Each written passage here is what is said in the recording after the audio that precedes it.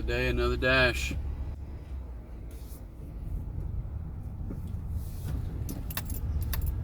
So I started it like 5 minutes ago, but haven't gotten anything off of here yet, so we'll see what happens. Just keep plugging away.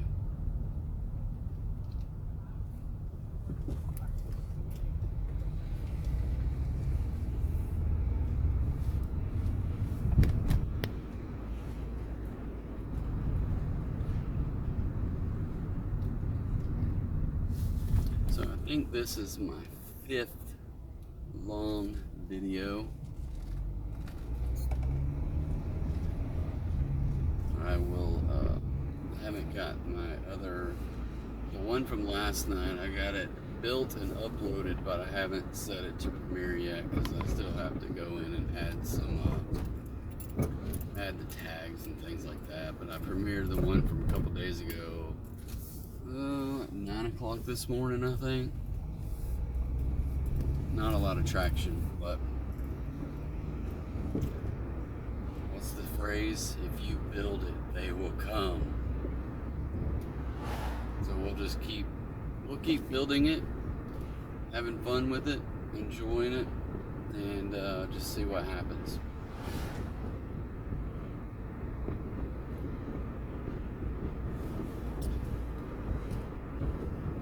I'm gonna scoot a little bit closer to where restaurants are, see if we can get any orders.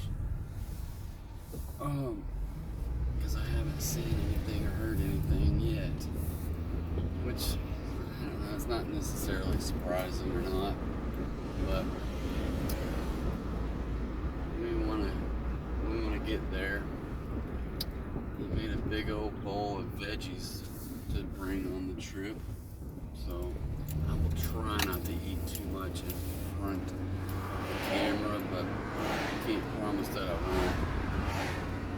I kind of feel like I already had some broccoli, and I feel like Jim Carrey with all those asparagus hanging out of his mouth.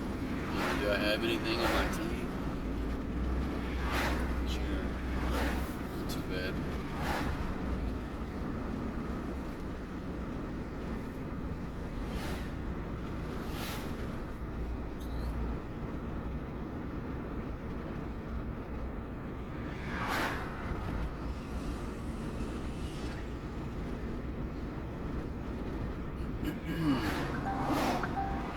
And our first order, 5 miles, my favorite pizza place, $9. We will accept it, and I just drove past it, so we'll have to go back and get it.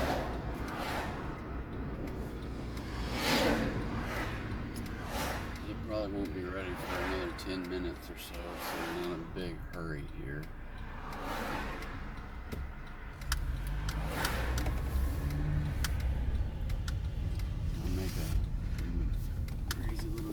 Right in the middle of the street. I hope nobody's coming.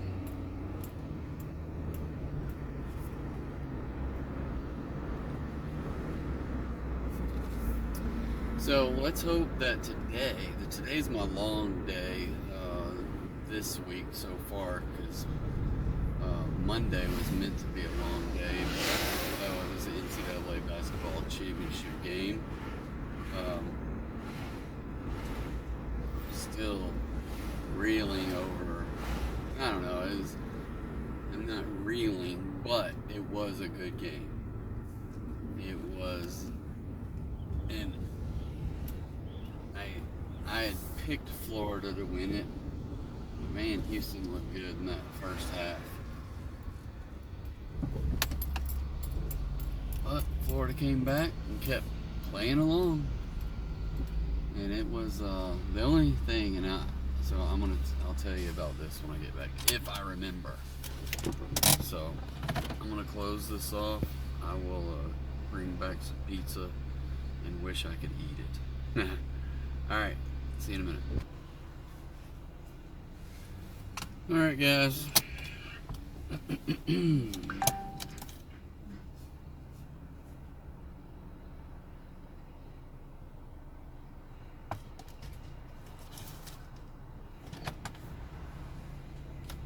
happens when you get old. I totally forgotten what I was talking about when I walked in the door.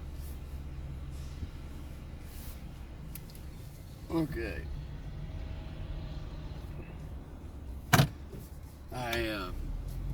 So that right there is probably one of the best pizza places around, if not the best. I used to have another one that was about an hour away that was my absolute favorite, but man, oh man, this one's hard to beat. Totally different style pizza though. Needless to say, I will eat either one, right? So,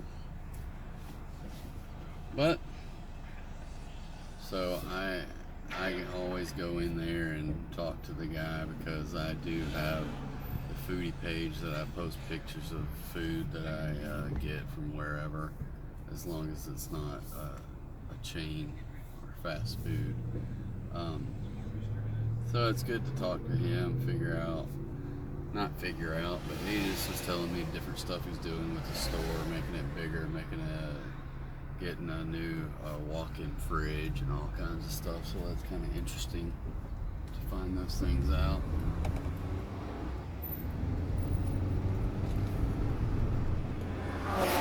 So, all right, it's nice and sunny today. A little breeze going, 70 plus. I think it was like, I don't know, it said 76 degrees. I think the high is supposed to be 77. I don't know if we've already peaked and going down or what, but 76 is still right there.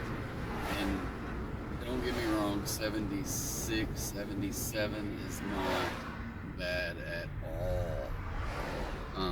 It just feels hot in this car sitting in the sun right now.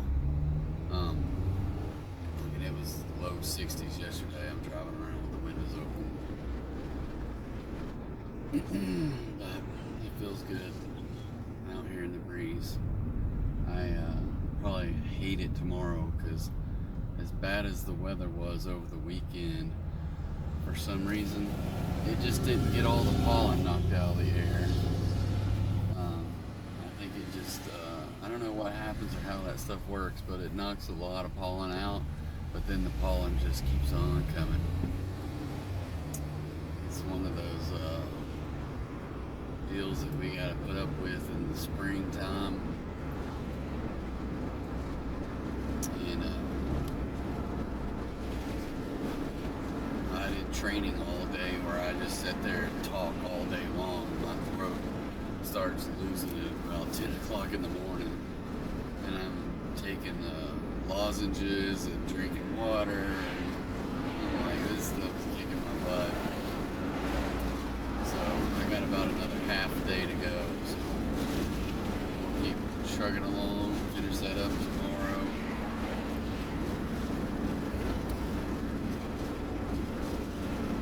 And then get another one scheduled for a couple more weeks.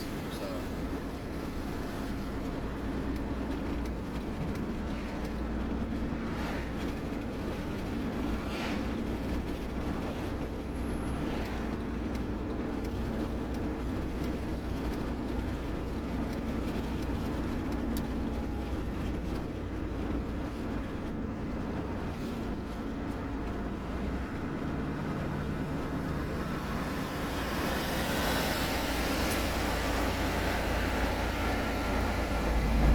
I know what I was going to talk about before I got off the phone. It was about the Houston, Florida championship game the other night.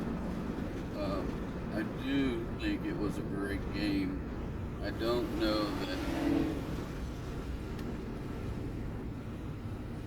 it's it was so close all in the second half when Florida came back and caught up.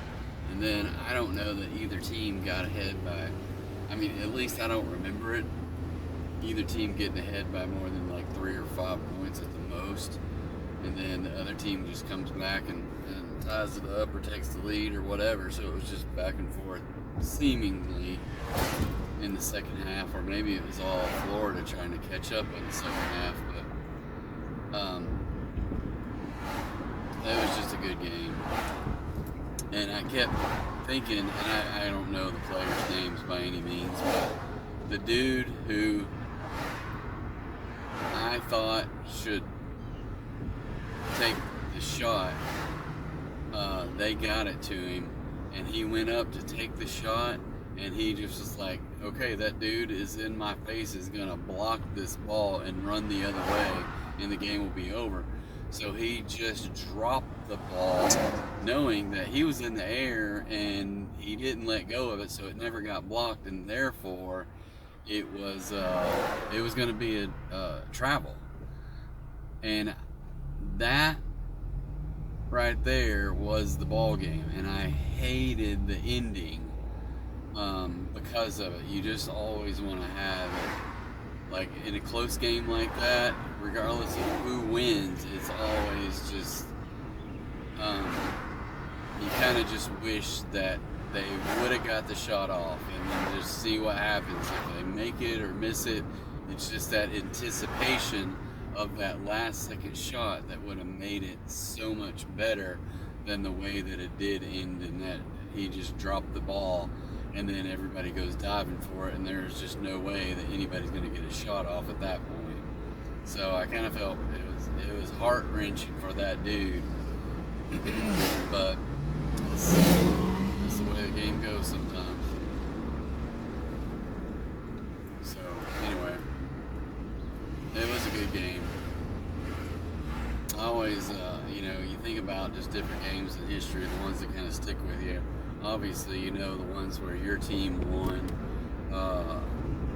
and you're like, you remember those little details, and still probably, if you're in a place like I do, you see the same shot all the time throughout history, because it is history for your team.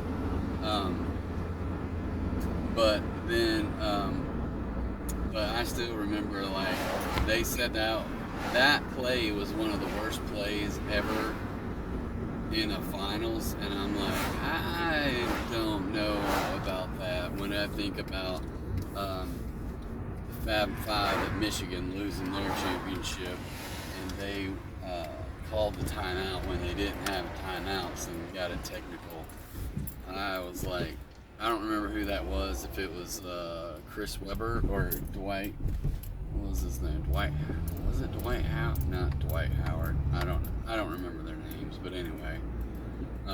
But that right there, to me, was one of the worst finishes to a game, and you just feel kind of crushed for that dude, because that right there is replayed, I'm sure, time and time again every year, and he has to live it every year. So it's kind of crazy. So I'm sure this guy will be right up there with him as far as feeling that craziness of not being able to get the shot off. They got it to you. You're the one that's supposed to take the shot, and Florida just came out and was going to block it, and no one couldn't do anything about it. He did the best thing he knew he could do at the time. So.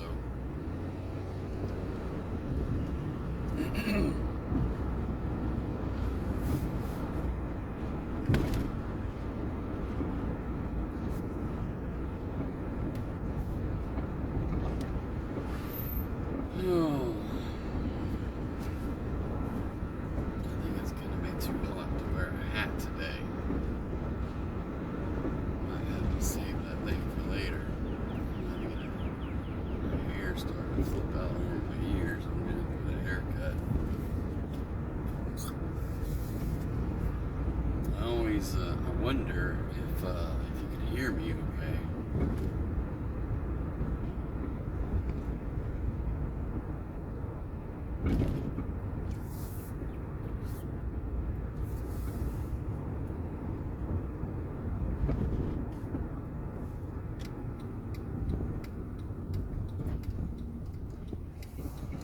I need to dig dig around in my hoard of electronics, because I know somewhere I have these Bluetooth microphones that hook back to your phone, and I just don't know.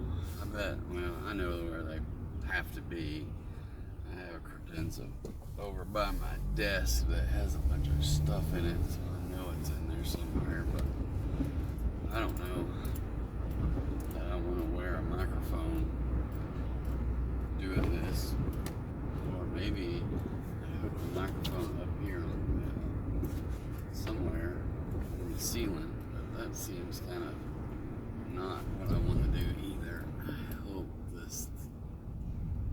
I hate coming to this neighborhood, because sometimes when you come in here, it tries to take you over to another neighborhood and there's no road. So I'm fixing to find out if I have to drive around.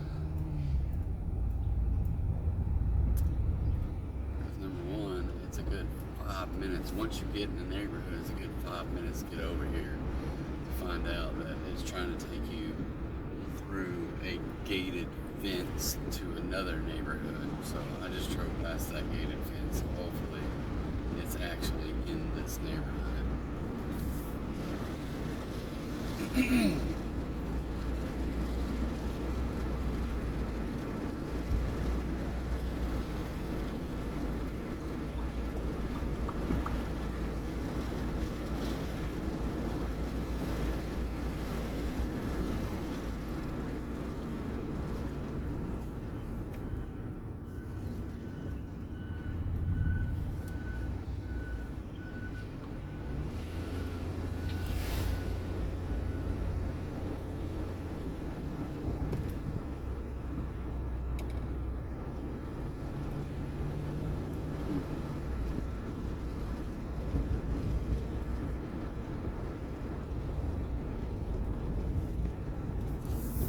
I think it's inside a gated community in here. Maybe not. Maybe not. I hope it's not. I hate having to go digging around for a PIN number, or having to call to get the PIN number.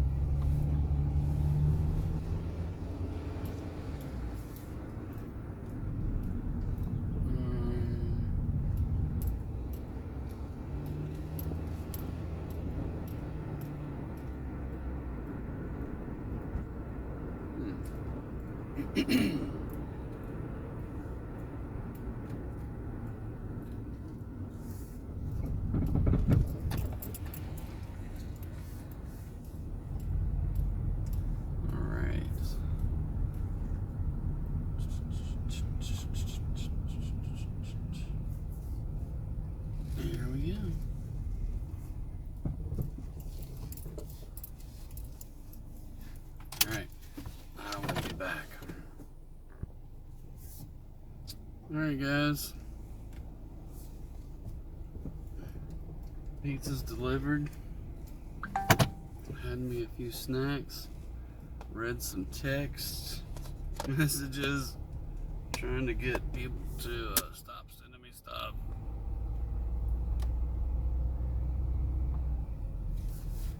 My daughter is getting, where she was working for this lady that's trying to get her to sell this monitor for her, but it's seemingly old and not worth anything. So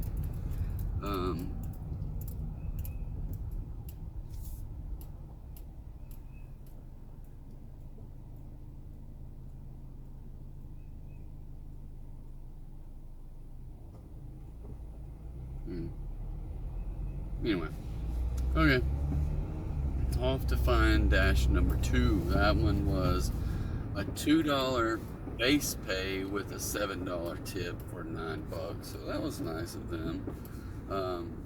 Now I just gotta figure, what I can't comprehend is how DoorDash, this was a 10+ minute delivery. Oh, I was supposed to turn right there. We're just gonna turn around in people's driveways. 10+ minute delivery, and DoorDash pays $2. that is a little bit frustrating. It always makes me wonder if, you hear people say these things, and, I don't know if it's true or not, but does DoorDash change the amount of base pay based upon the tip? So if it's a crappy tip, do they give more base pay? If it's a good tip, do they keep their base pay? I know the base pay minimum is supposed to be $2. And usually when you see it farther distance away, you will get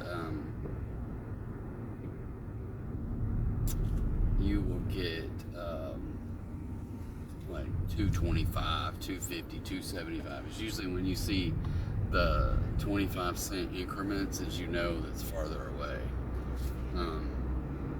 So anyway, we'll see what happens. I guess it's one of those deals that's always conjecture, and you just never know. And I'll never know, right? I'm not gonna go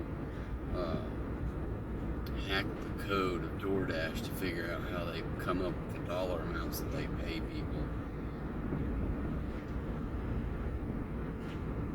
I mean, the woman did ask me, said, "So you do get the tip that I left on there?" I said, "Yeah, as far as I know. I don't see the tip until I mark it as complete. But yeah, I get the tip. So unless she left a $20 tip, because I only got 7. I should have asked her. I was like, "How much did you leave?"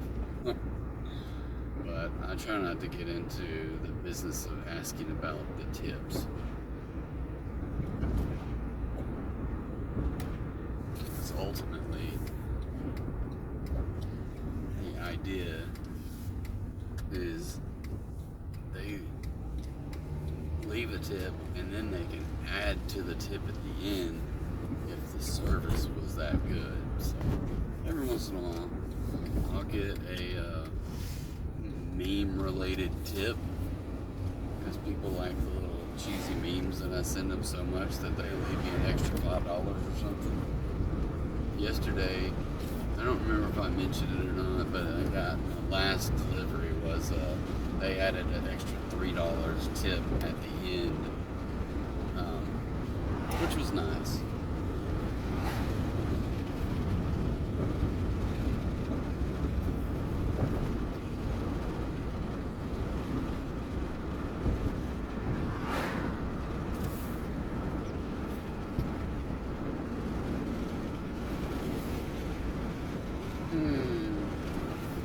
So I don't know if you can see it.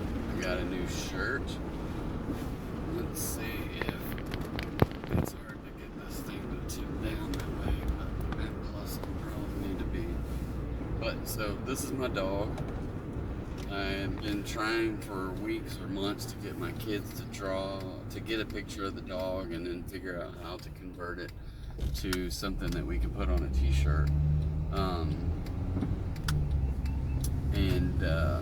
And they're like, "Oh, I don't know that you can do it, blah, blah, blah." And, part of it, I just don't have the time to do it, or I just want them to do something like this and learn how to do it. And both of them are like, "Nope, I haven't found a way to do it." And I just did a quick Google search, and one of them led me to this website that you just upload a picture, and here, lo and behold, it has I think 1 or 2 little drag bars where you can drag it across to the left and right, and it takes brightness and creates more lines based upon the picture, or it removes lines. And I got it to where it came out to look like him, I thought, and to see the picture of our dog on my shirt. So I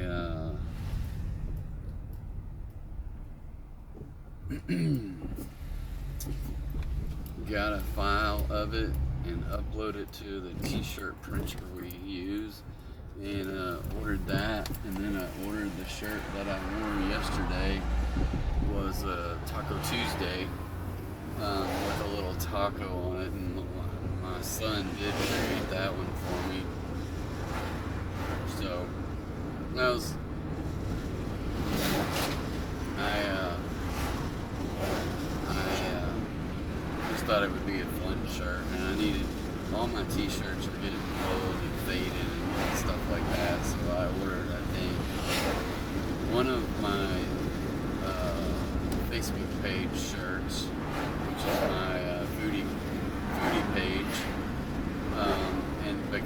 and I already have one in that color, but it's probably my favorite one of that color, but it was kind of faded out and stuff from going through the dryer way too much. And then I got the Taco Tuesday shirt, which I wore yesterday, and then the Otto shirt, which is the dog's name is Otto. He is a German short-haired pointer. And got those shirts yesterday, I guess, delivered to the front door. I was doing training from the house on the speakerphone, and the dog just goes ballistic. Found out like 2 hours later why, because they delivered that right there. And I usually go downstairs, and he's got a little bench right in front of the window that he looks out of. Really, it's the armoire from our old couch, and we just kept it so he would have a place to get up off the ground and look out the windows. Alright, I need another order. Let's will it into existence.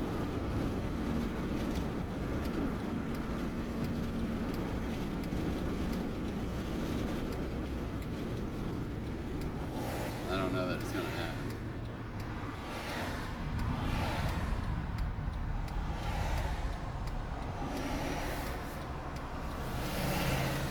It'll happen, just not as fast as I would like. I would like to already have another order and going in the right direction, because I'm at a T and I could go that way, I can go that way, and then as soon as I make this turn, I'll get an order in the other direction.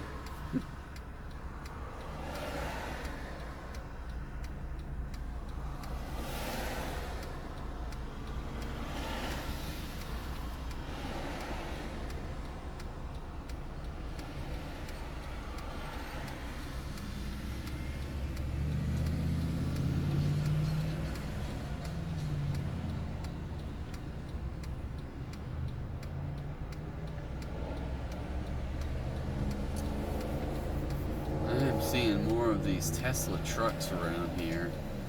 I don't know that I would consider it to be a truck. I don't know how aerodynamic those things are, but they don't look like they are.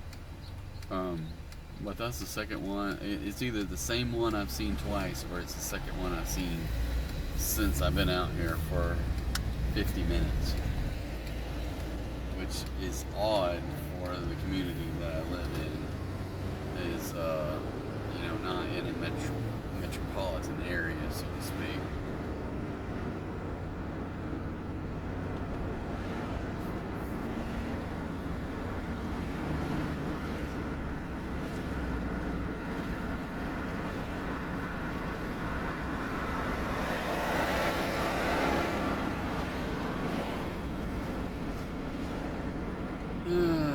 Looking for offers. I think we can come up with a new DoorDash song, the one that's play on Charlie. What is it? Was it Charlie Daniels band or somebody else? Oh, it was Mickey Gilley back in the, I don't know, was that early 80s? That looking for love in all the wrong places. This is looking for orders, looking for offers in all the wrong places, because I'm not getting any.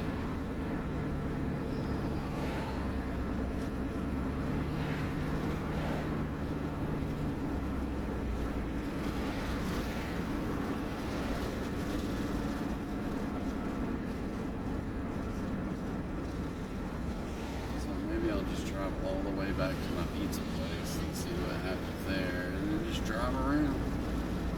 Keep driving.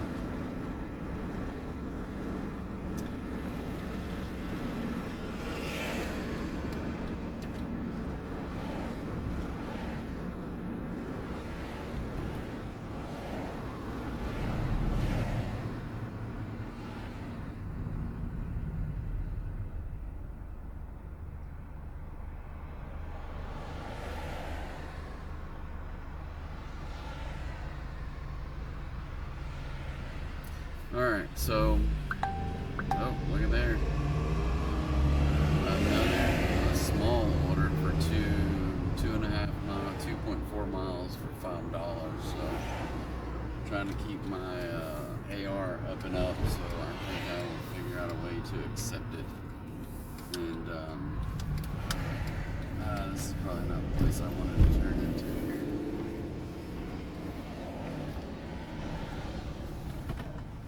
See if I can get my AR back up to 70. I think I started at 69 yesterday, and it got down to 67, and that's where it stayed.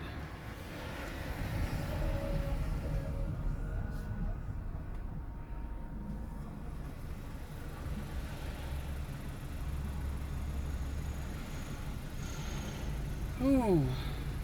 Yeah, that sun is bright and hot today.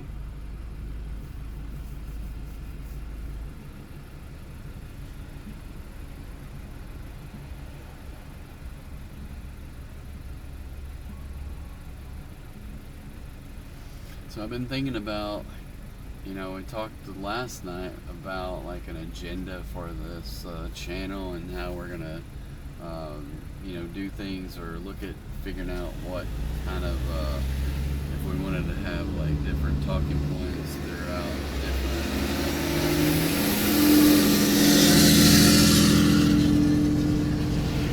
segments, so to speak, or just trying to come up with things to go over or whatever I wanted to, because it is whatever I want to do. But trying to come up with something to where I have like something legit to talk about while I'm dashing, and I'm not listening to the radio, because it's rude to have music or sports talk blaring in the background while you and I are having a conversation, right? So anyway, still thinking about that. I haven't come up with anything. I know that I will come up with something to do a top 5 list of the night, and we'll figure that out later. But right now I'm gonna hit pause and go get these wings. So I'll be back. All right, wings in hand.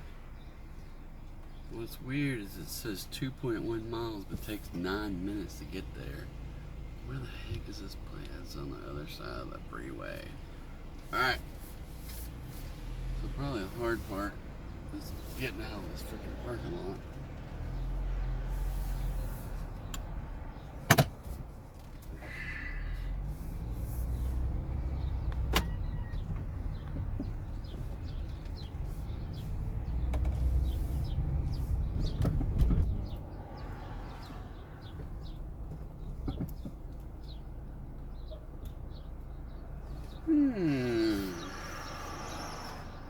I'll sit here for a minute.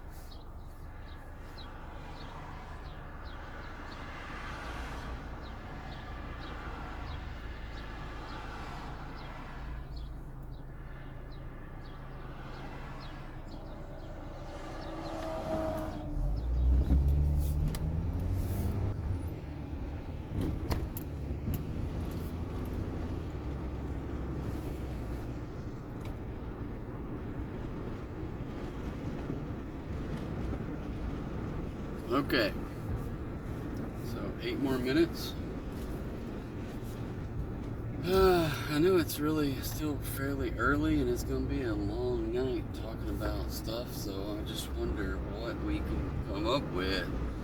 What is going to be my top 5 list of the night? what it almost feels like the trainings that I've been doing lately with WebEx, and everybody is on mute and never says a thing all freaking day long. And then I get to the end of the day when I'm talking to people like one-on-one, or saying, hey, I'm going one person at a time and saying, hey, unmute, and I will get a little bit of information from you, and then I get to a couple of people at the end of the day, they don't respond at all. So it's just like, where are they? Are they taking a nap? Did I really put them to sleep? Possibly. But, so I finally just ended the call with 2 people left on there, and they'll come back to their desk and like, where's everybody at? I was like, well, if you would have been here, you would have known it was over.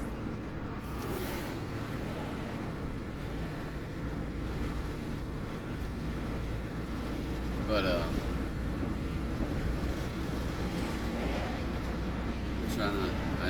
that's what I tell people is like, if you don't want me to make fun of you behind closed doors, then pay attention.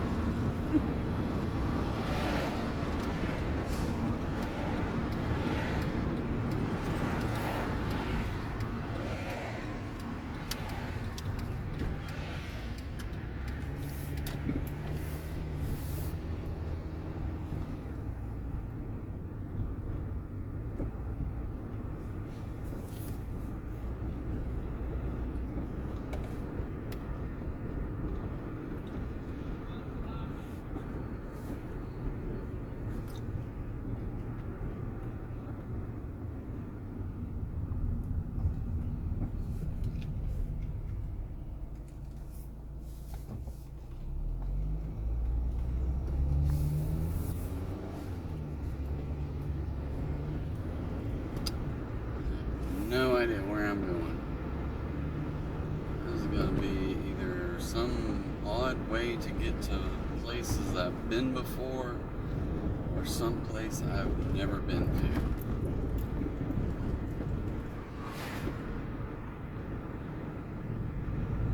It's starting to look like some place I've never been to.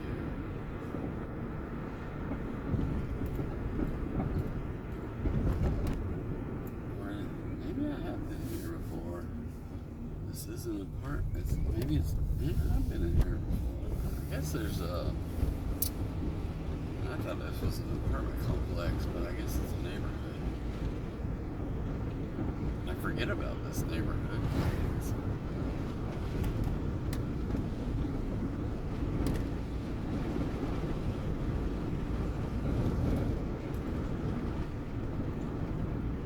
It's got some cute houses in here. I kind of wish at some point I would love to move to a place with a backyard, but I don't want to have to buy anything. What the heck is this? I don't even think this is anything but a bike. So this ain't gonna fly.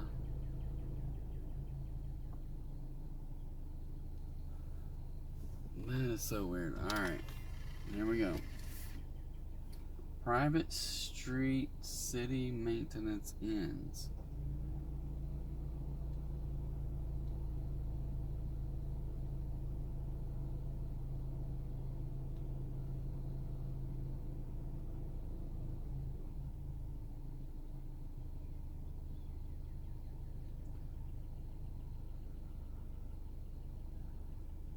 Alright, here goes nothing. We're just gonna take this private street and see what happens. It looks like a dirt road. I'm like, yeah, there's no city maintenance on this thing. Let's hope this little Honda Fit can handle it and not get high centered anywhere.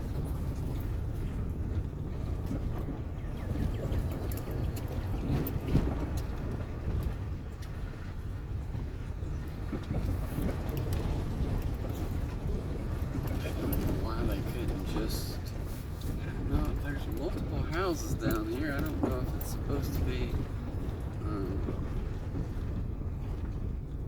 I have no idea. There's property for sale out here, though.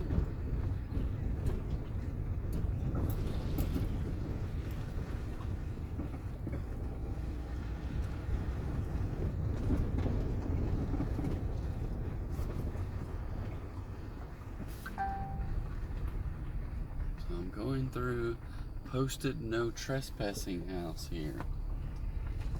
So fingers crossed nobody comes out with a gun.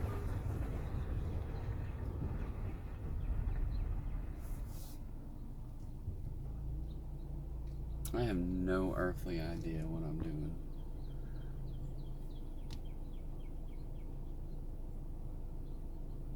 It says I've already passed it and it's in a freaking pasture. Alright, I'm gonna put you on hold and figure this out. Alright, I'm back. That was a interesting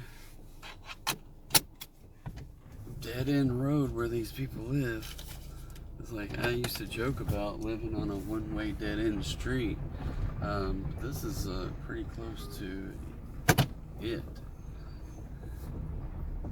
But they just live out, seemingly it's right in the middle of town, but I don't know, it's very interesting. I'm getting messages galore. Why is my phone pinging left and right?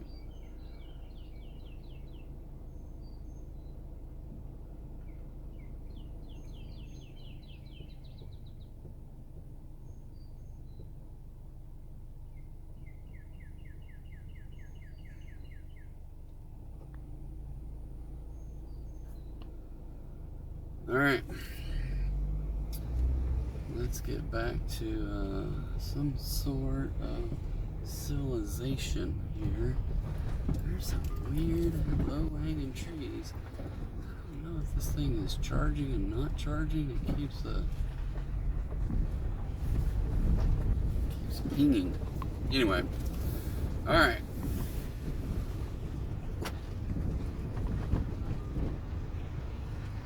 Why is it doing this? Alright, just bear with me. I gotta unplug this thing and plug it back in and see what's going on, because it shouldn't be doing all that it's doing.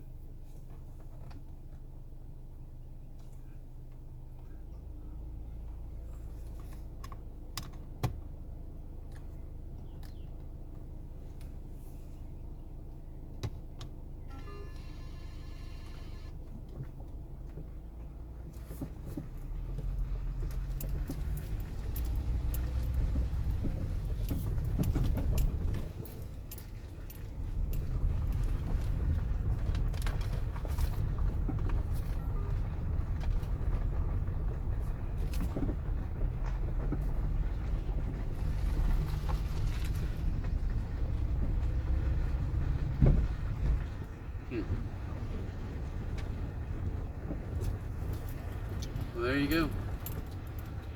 Yeah, the GPS was taking me to this empty field, but I'm guessing you could get to their house by crossing that field, and the road just kept going on around and made a big circle and ended up on the other side of the field.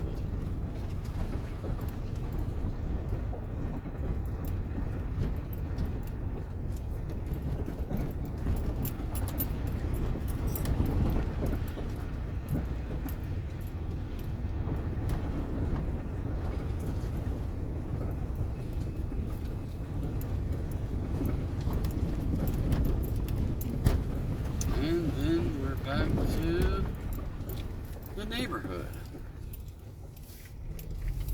Interesting.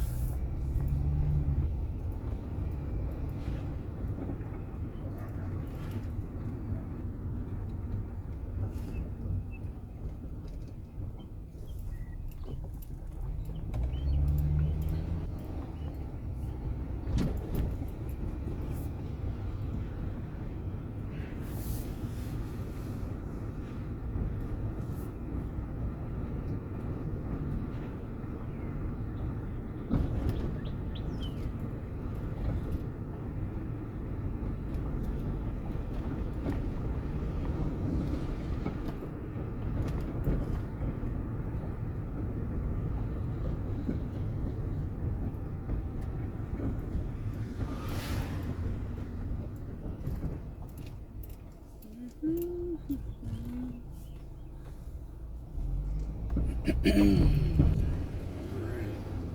let's see where this road takes me.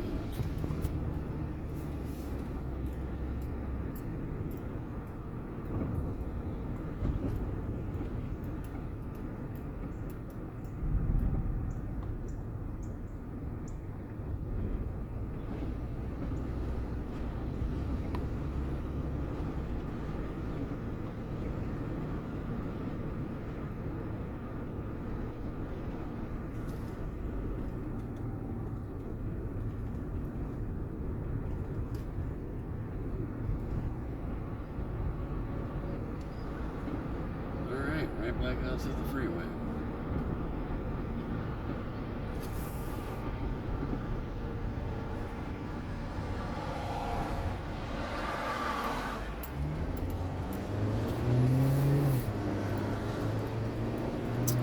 Alright, so 2 deliveries, a whopping $14 in what turns out to be an hour and 20 minutes. That is that is tough.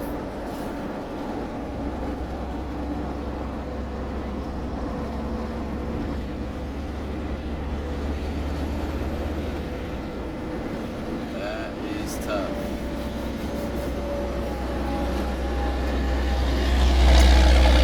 I wonder if, so there's a couple things that I wonder about this. Oh, there's a 651 to a place I just passed.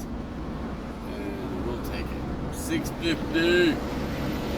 That will give me over $20. Might not be able to get it finished before 2 hours is over with. We'll see.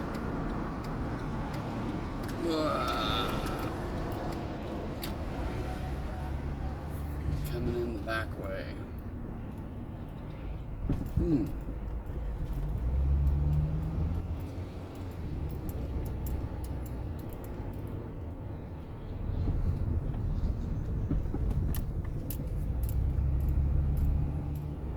It's prime time for this place to be smoking.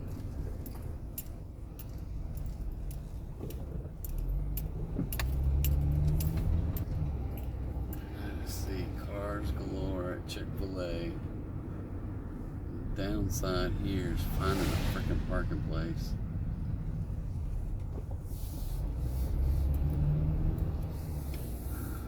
There's 2 spots, and they don't appear to be handicapped.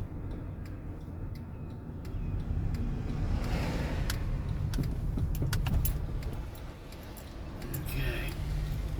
There's one car looking at him. They're stopped right in front of him. I don't know what the heck they're doing. But I'm going to squeeze in here and park there. Sorry, people.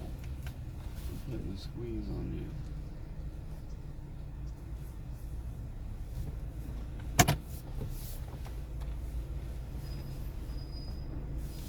Alright.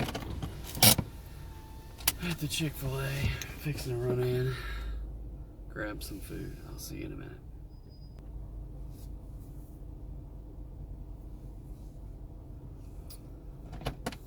Alright. Back in a jiffy, huh? Alright. This place is crazy.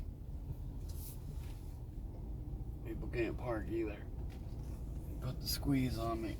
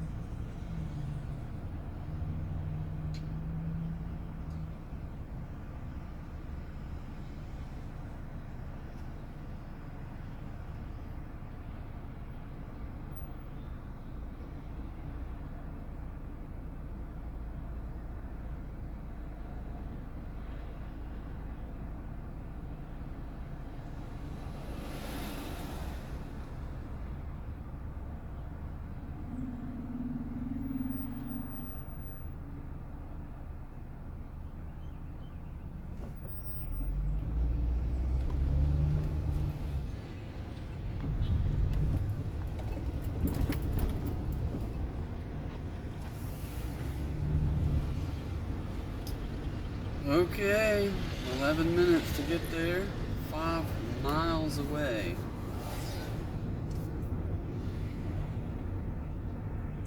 Seems a little better than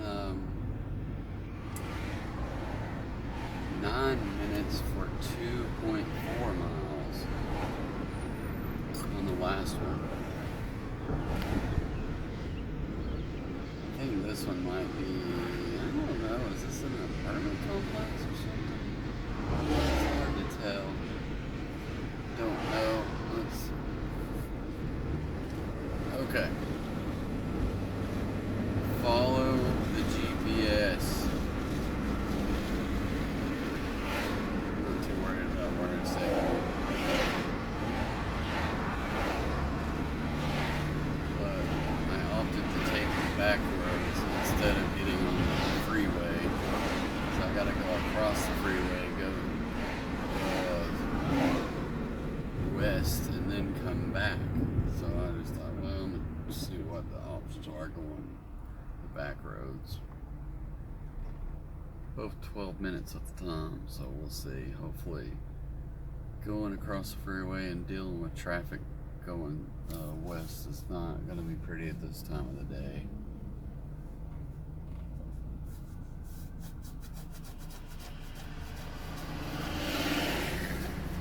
Probably just as bad as the Chick-fil-A parking lot.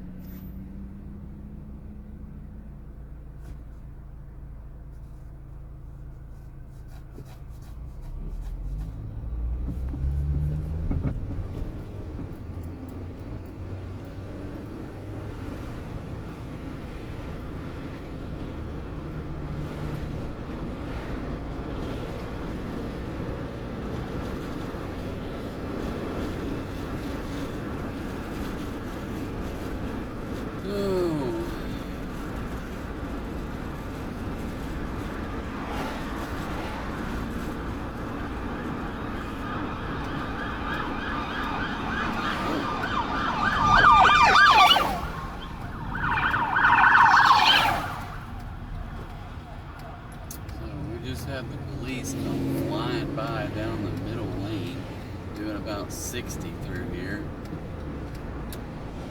That was interesting.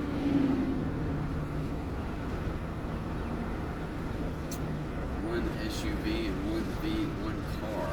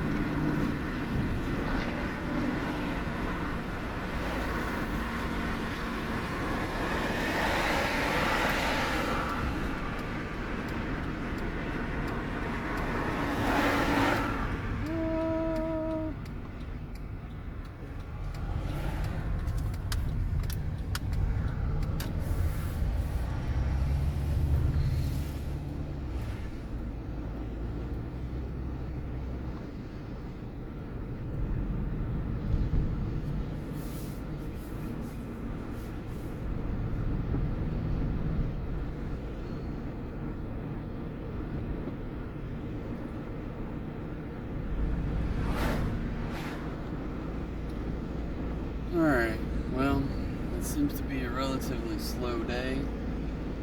I don't seem to be very talkative for whatever reason, so I wonder what I need to do. Maybe look some stuff up, find some things to talk about. I wonder what there's no news on my phone right now.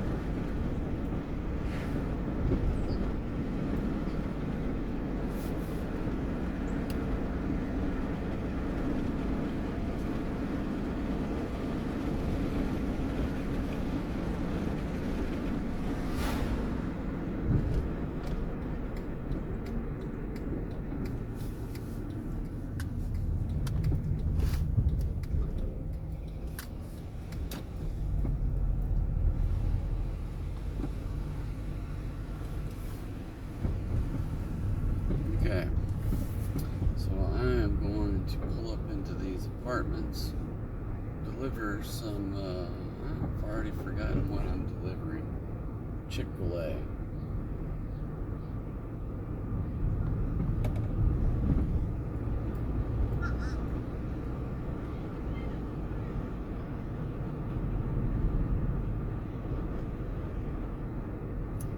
Which was my number 2 favorite fast food place from yesterday.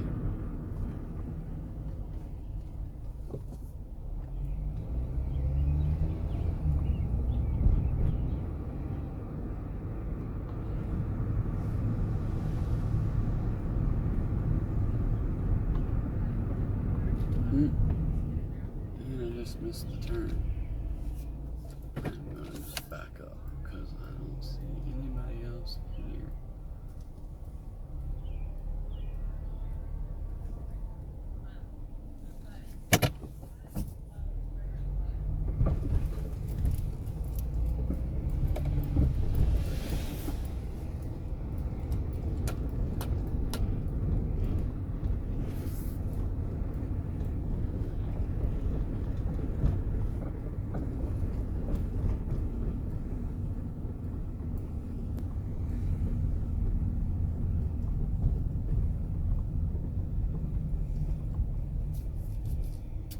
I'll leave that.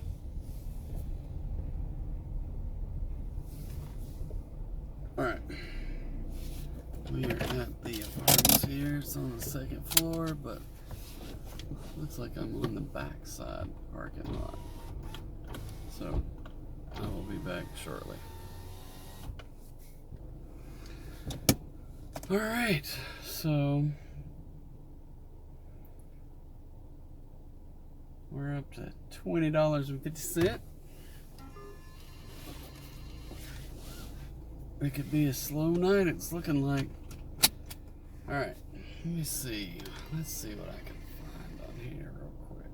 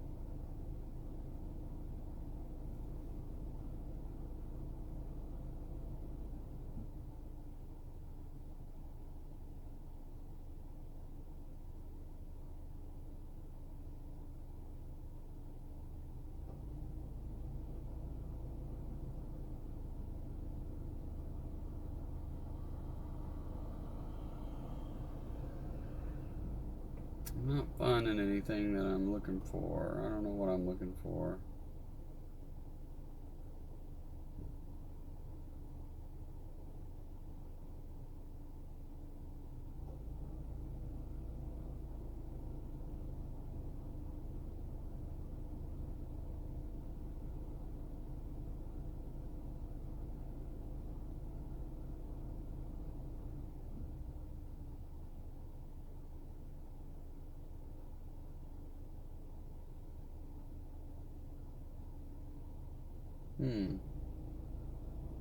Oh well. Don't know. But anyway, let's proceed to Dash. Anybody else getting hungry yet?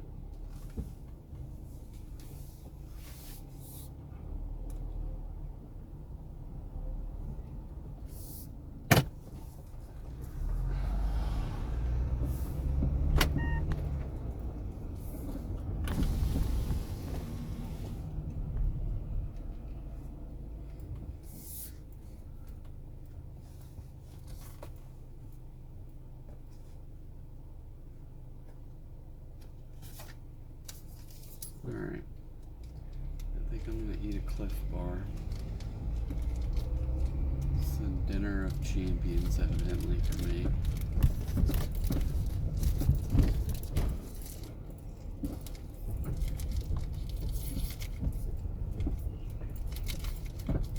Dinner of champions.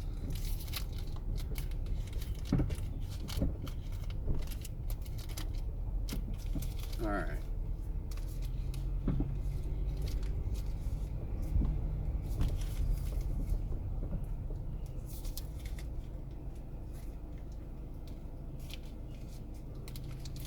There's shade.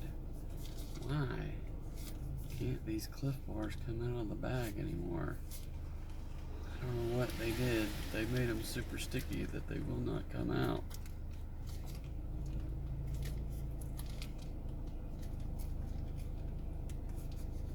They just kind of start turning to mush. Stop. Stop. Alright. We're gonna figure this out. It's not gonna come. Leave half the Cliff Bar down in the bottom of the bag.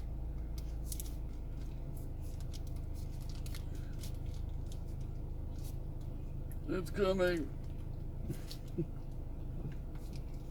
Alright, there we go.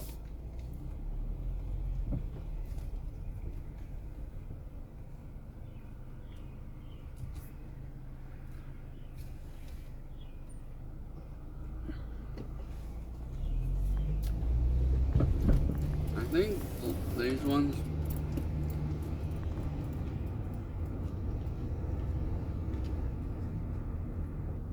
the white chocolate macadamia nut ones, taste better than ever, but they've changed the recipe somehow to make them where they are just sticky and gooey, which, you know, the flavor's not bad, but it doesn't make it conducive to eating it right out of this. I almost need a fork or something, because you don't want to get it all over your fingers while you're driving, because it gets, I mean, it is just sticky. So much so that it won't slide out of the little pouch or whatever they come in. The wrapper.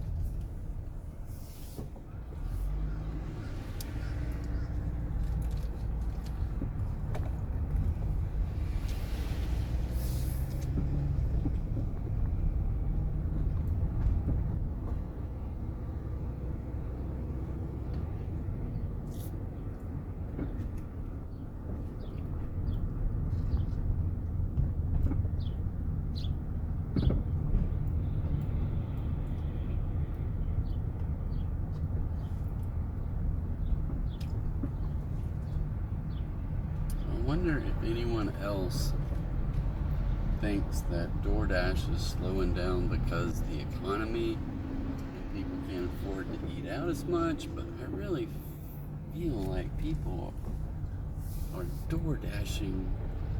I can't comprehend buying food and having someone deliver it. But people do this day in and day out, and I'm like, how do they even afford it? But I don't know.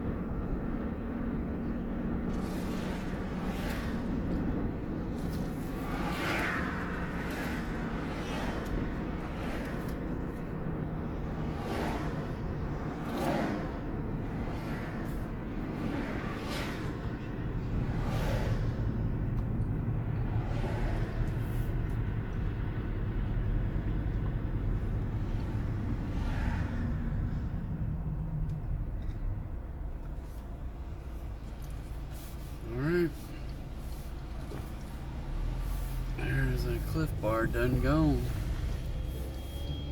I'm tempted to run over to this little Jersey Mike's over here based upon our conversation from last night.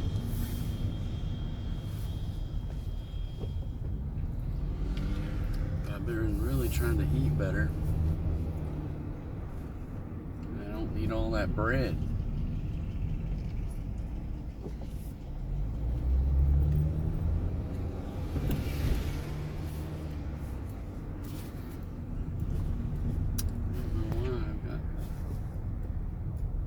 I don't know what this button on there, AFL, autofocus something. Every time I touch the screen, it puts that circle on there. Figured out how to turn it off, but I don't know what it does.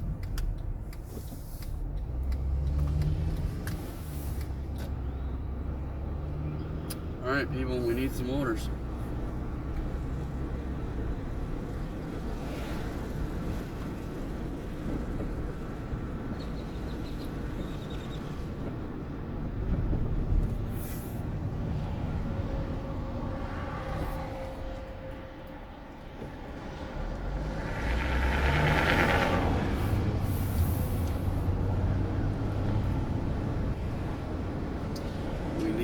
Some orders.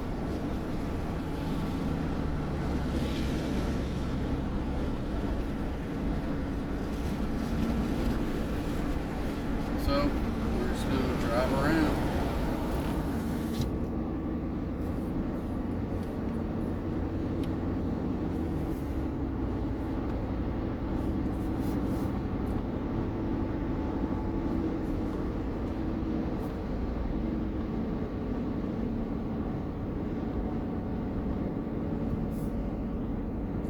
All the restaurants are packed out, I know that.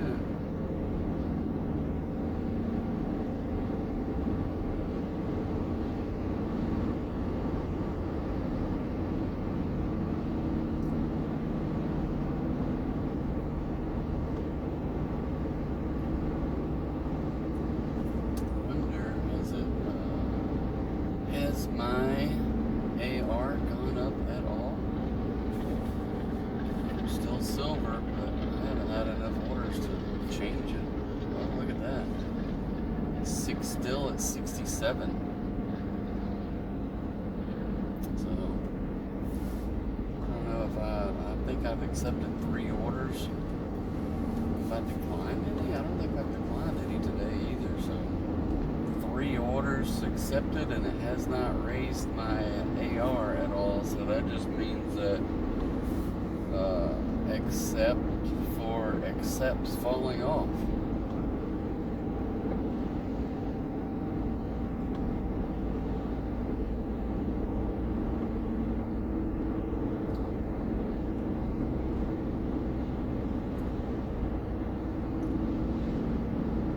So we'll go down the road, see if anything's happening down this way.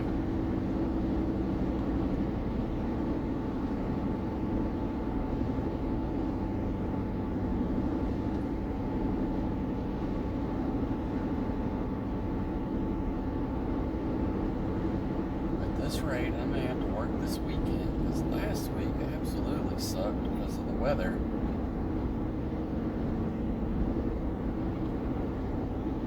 This week it just sucks for no reason.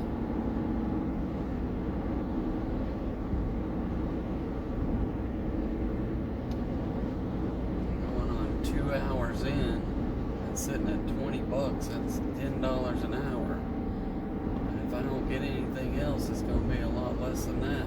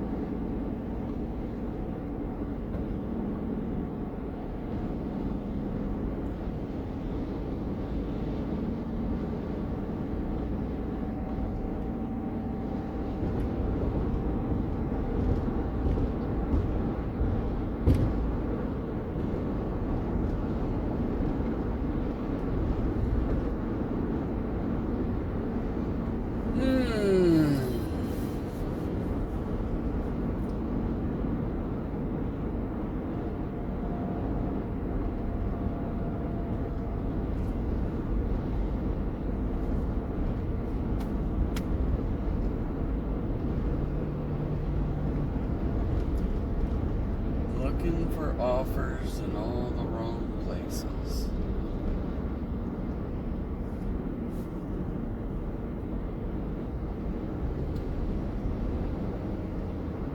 Where are the offers?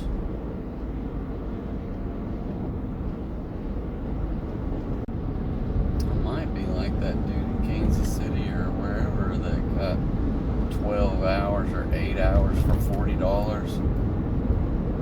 This is not pretty today. Normally I would have at least close to $40 by now.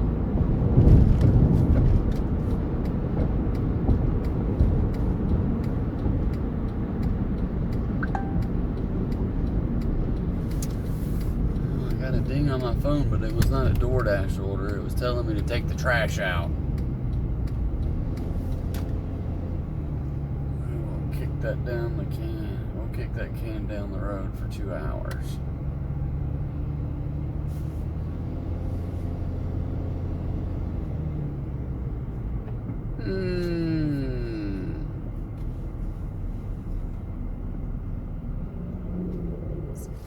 Maybe I go sit in Papa John's parking lot like I'm one of their delivery drivers. Go ask them if they have any deliveries at all. Or just go get me a whole pizza and eat it all right now.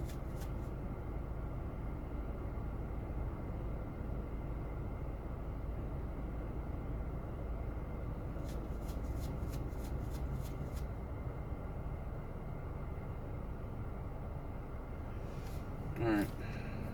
I'm probably gonna have to have this whole bowl of veggies that I haven't eaten yet. Anybody want any cauliflower?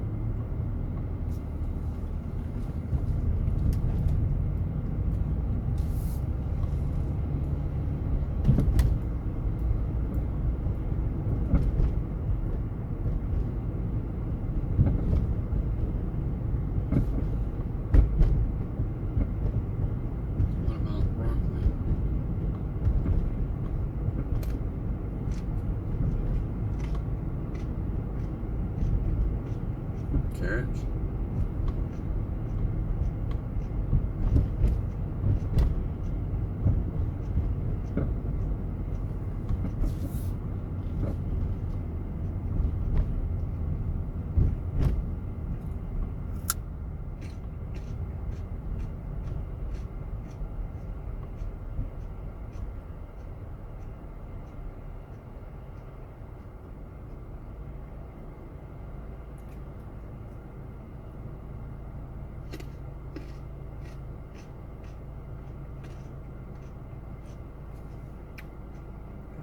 They got going on. They're doing some damage around the town square.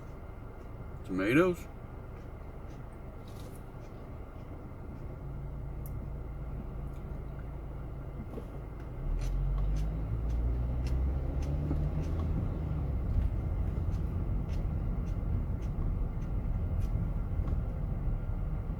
about you guys, but I think I'm about ready for gardens to start popping up and going to farmers markets and getting some tomatoes.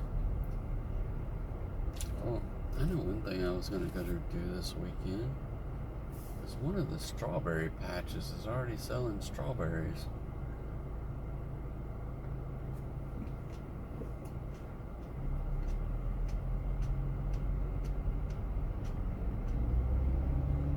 I had to go get some strawberries.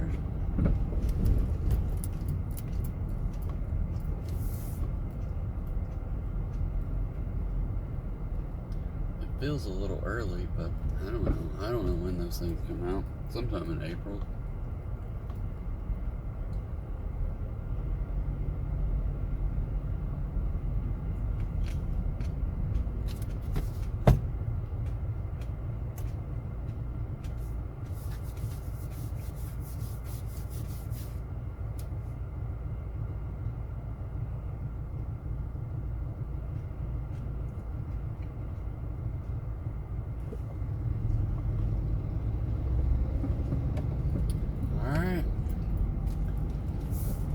DoorDash is dropping the ball here. I keep feeling like maybe I need to click a button that says I'm not getting any orders, and then it says the app is working. You can go to a hotspot to receive orders faster. Well, that's some crap.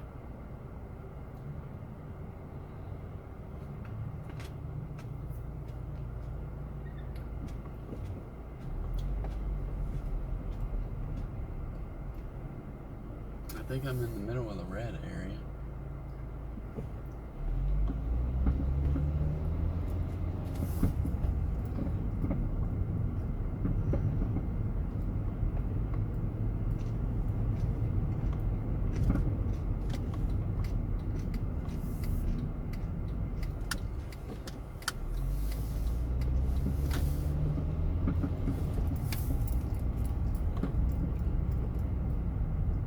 How about some yellow bell pepper?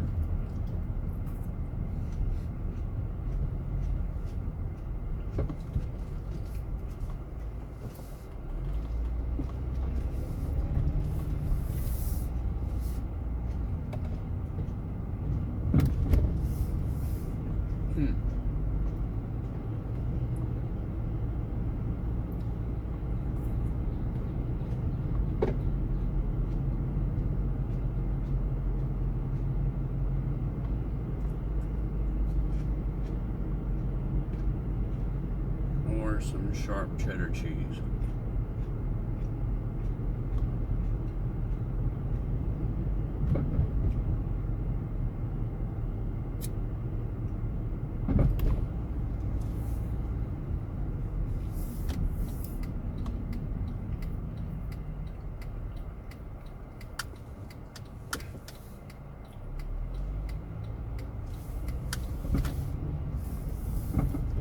Alright, driving by all the best restaurants in town, not getting squat.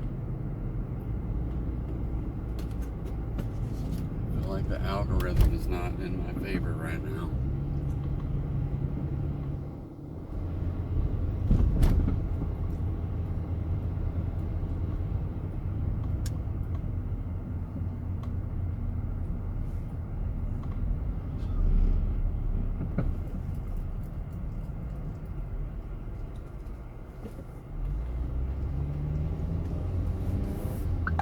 Oh, look at that.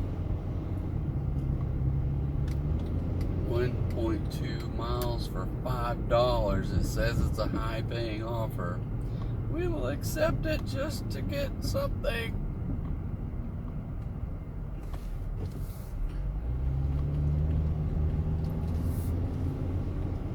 And it's right around the corner. Arby's.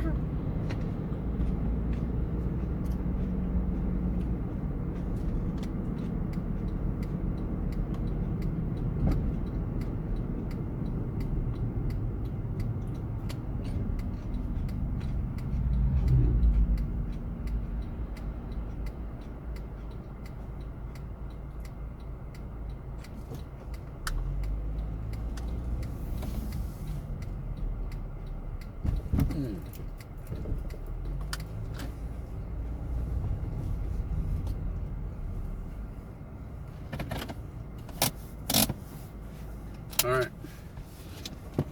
Y'all have fun without me. I'll be back. Alrighty then.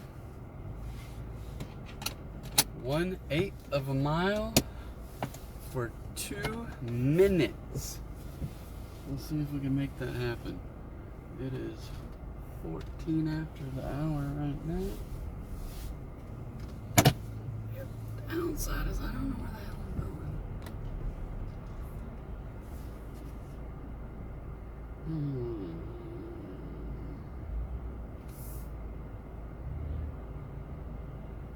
I think I gotta go across traffic or something.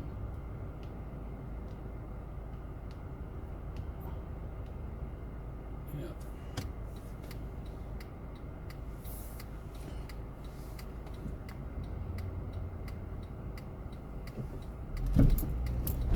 Okay. There we go. Finally flipped right side up.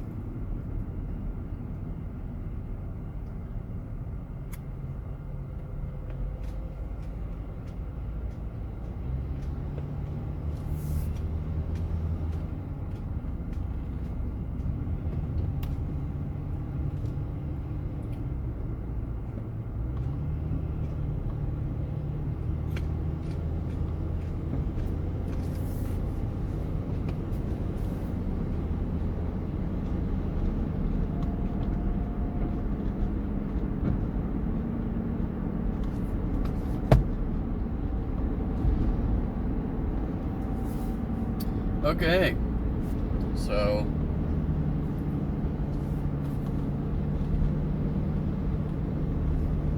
let's see what we can come up with. Maybe, so I don't know, let's think about this. I'm thinking of the like little top 5 list of things that I like, but then when I really get down into them, can I come up with 5 things of certain things? So I'm thinking about top 5, my personal top 5 soft drinks, which I know is kind of cheesy, but and this is where I'm struggling, because I am very hardcore on the one that I like, and I can drink some other ones, but it is kind of tough, especially if I go somewhere and it's out, and I'm like, that's the only reason I came here. But alright, so my hard part about this is coming up with 2, 3, 4, and 5. So I'm just struggling with I think I can come up with my top 3. And truthfully, I bet it's been more than a year since I've had one of these top 3s.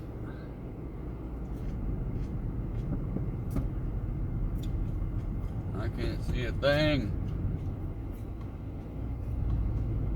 Alright. So I'm going to have to start thinking about this stuff.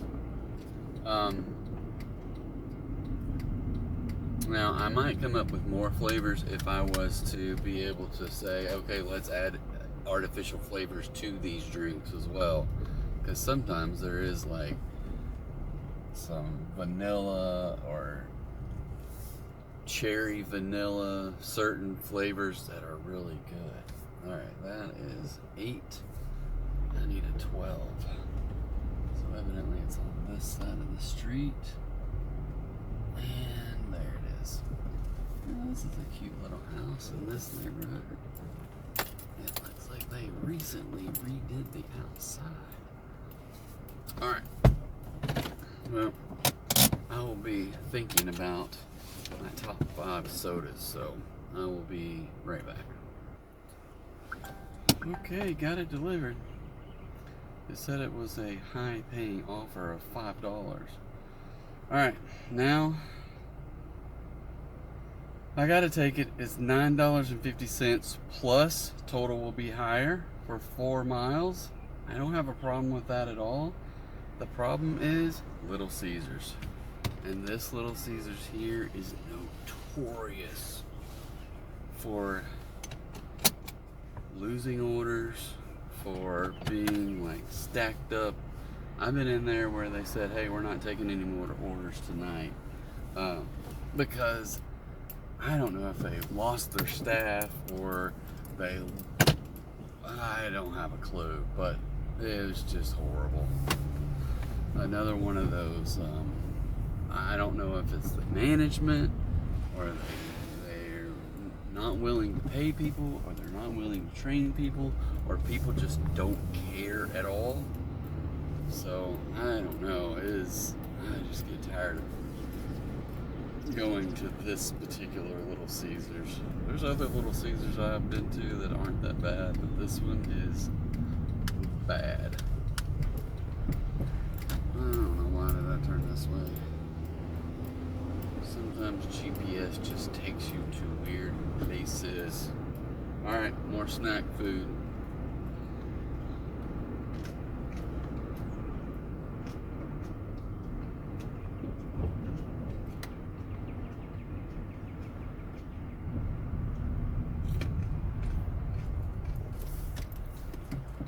Oh, like a carrot with a broccoli sprouted out the side.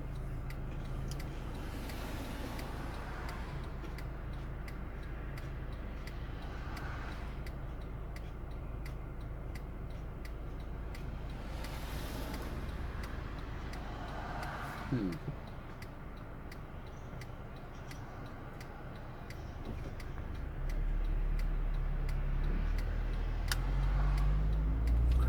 don't like this place. I'm like in the bottom of a hill, on two hills in between at the bottom, and the cars keep coming over the hill from both directions.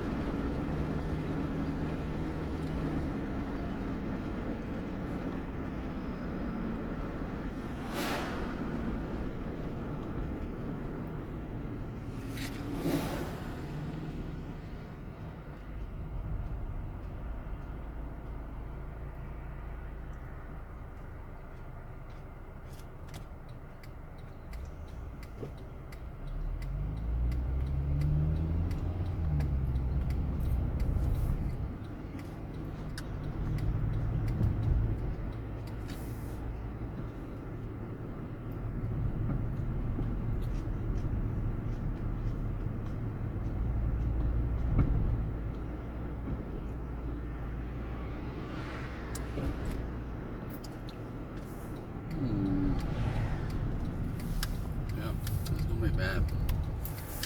I don't see any parking spots left.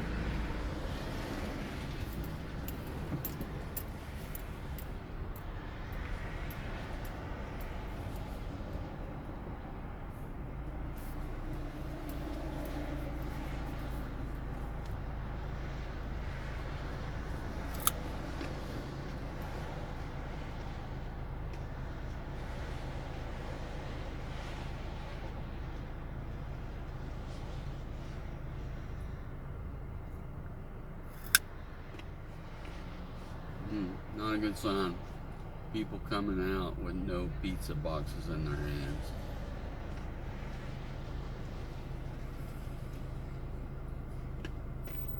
Now they're going back in.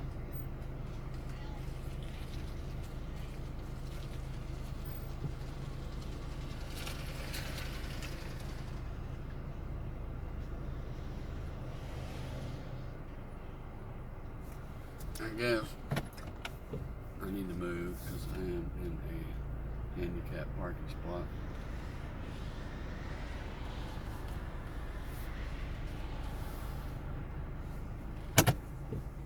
I really wasn't wanting to put up in this little tiny spot next to this big old truck.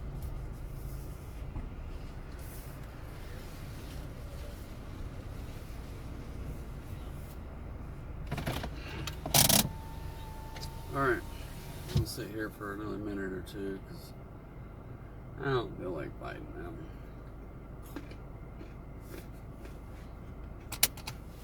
I will mark that I have arrived.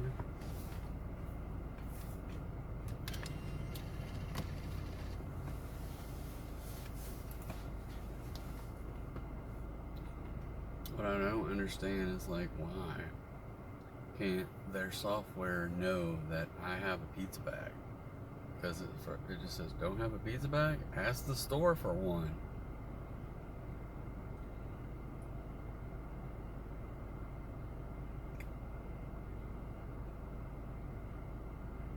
It says, this store might have a pizza bag for you.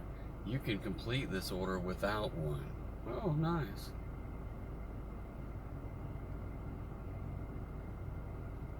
Italian cheese bread, 5 meat feast, custom round, I don't know what that means, crazy bread, crazy sauce.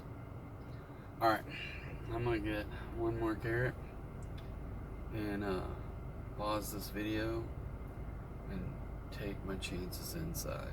I'll catch you on the other side. Alright guys, didn't have to wait too long, that was good.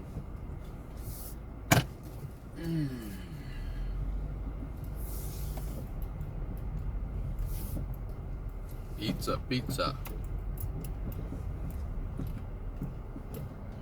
I wonder, do they still say that? Pizza, pizza.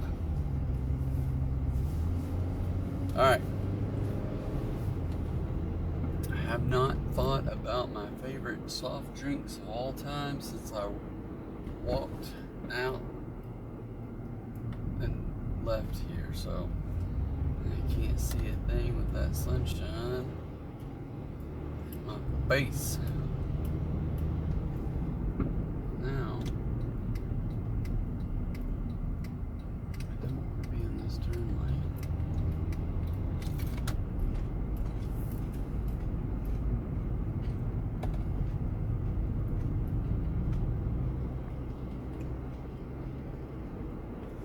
So,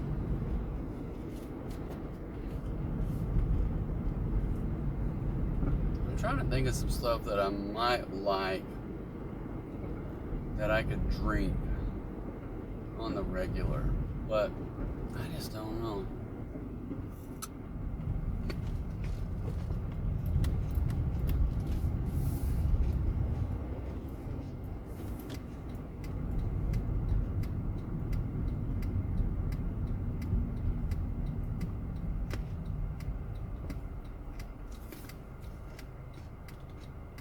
I am not a Coke or Pepsi kind of fan.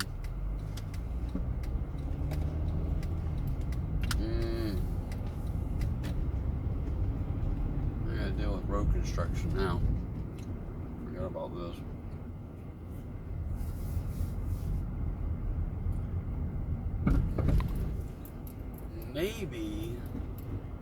Maybe a cream soda might go up there. I don't know that there's a brand name that I would pick. I don't even know a brand name of cream soda unless like A&W made one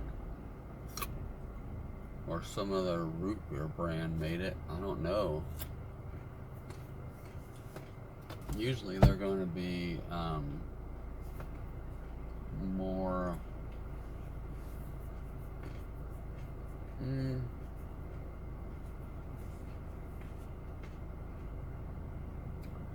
not necessarily mom and pop brands, but not the big guys. Maybe it is A&W that makes a cream soda.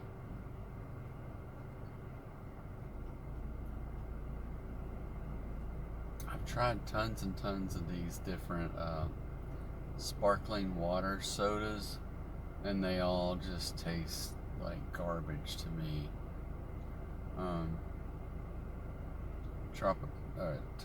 Topo Chico, no, can't drink that stuff. All these Ollie Pop, and oh, that's disgusting. I can't think of all the other ones that we've tried just to find some kind of semi-healthy soft drink that we can pay $2 a can for them. And I'm just like, I will just drink water instead of that stuff, because, oh, jeez. I always hate it when that sun is right in the spot that is not going to get covered up by any kind of visor. I don't like root beer. I don't like my kid loves Baja Blast Mountain Dew. Ugh, that stuff is disgusting to me. So, I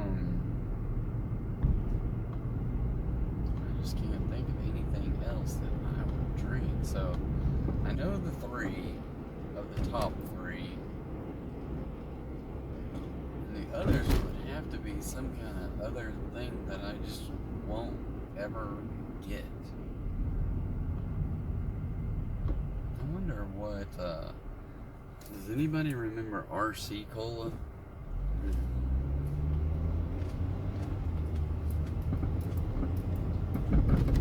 I remember some grandparents used to drinking that stuff, and it was always in their fridge.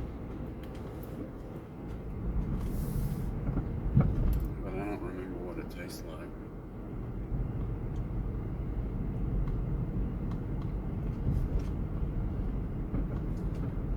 I just had a tomato explode out of my mouth.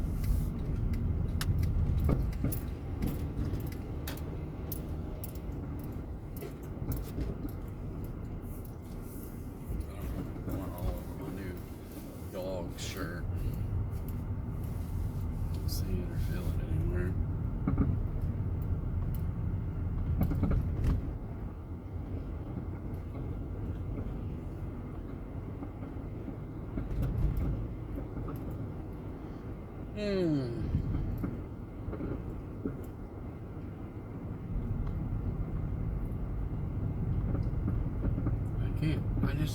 I can't think of flavors right now for whatever reason. Like some cherry cola. I just like, I don't care that much about like colas like Coke and Pepsi enough to even add flavor to them and drink them.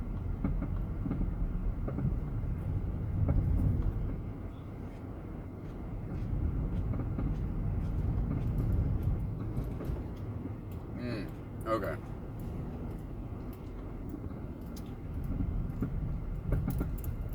I can't,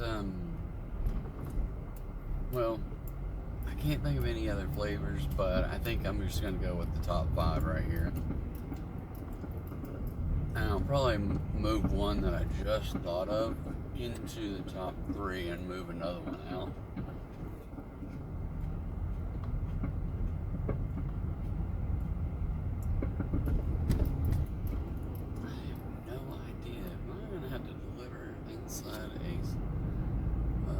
Inside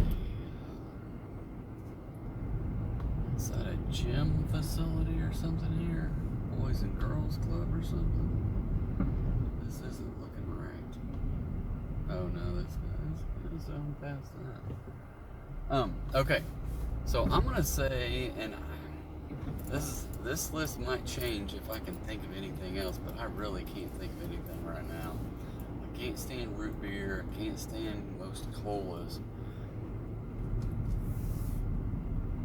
So I'm gonna say number 5 is going to be cream soda.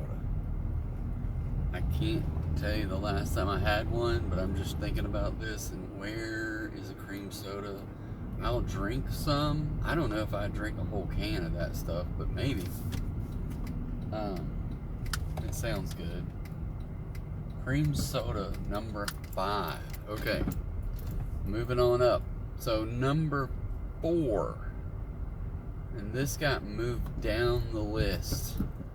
And this one, I used to drink it all the time. When I would get tired of my number 1, I would go to this one. But the last few times I had it, I was just like, I don't know about that anymore. But I'm going to leave it on the list because just the memory of the flavor. Okay? I think this is the one that advertises as 23 flavors. So Dr. Pepper is number 4 on my list. Down from number 3 because I thought of number 3 while I was driving over here. So I'm going to pause it and we'll come back and pick up on number 3. Okay.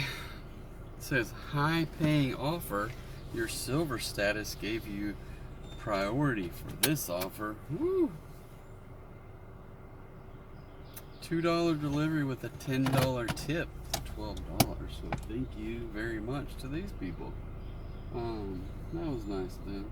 They have this old vintage, I don't know what year it would be, like late 70s or early 80s Datsun King Cab over here that is kind of cool looking, even if it is that old. I'm sure it's just it's probably crapped out on the inside and stuff, but it looks like it would be kind of fun.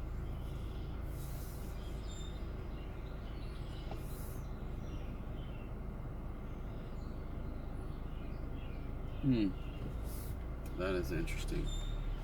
Okay. I'm gonna eat the very last of my veggies and cheese.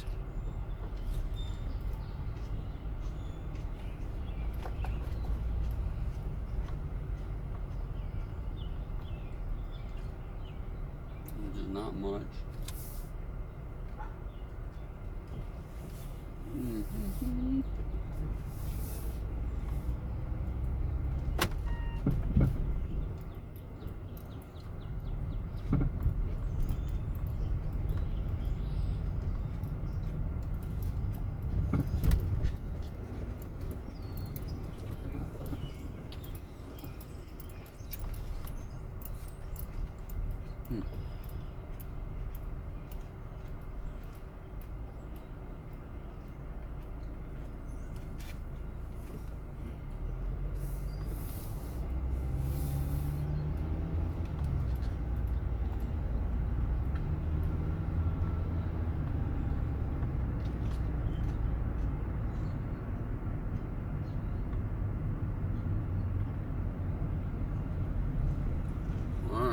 See me trying to drop food all over the place. Just a little crumbs left besides the cheese that's here. Alright.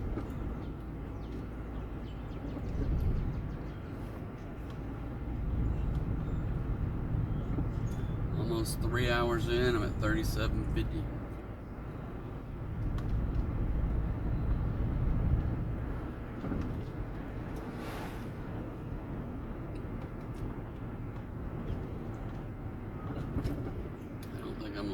I think tonight.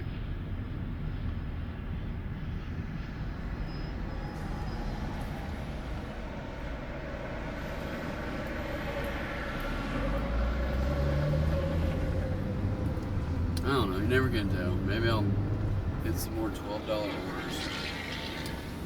Try to chin up here.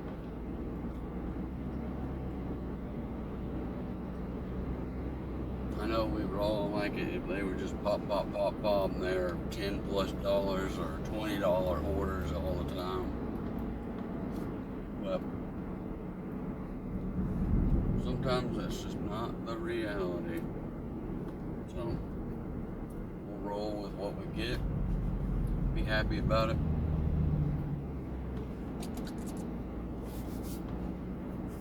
Hope we get some sleep tonight.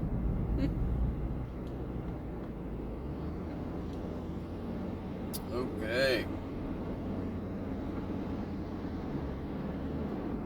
Oh, I don't know why did I come this way.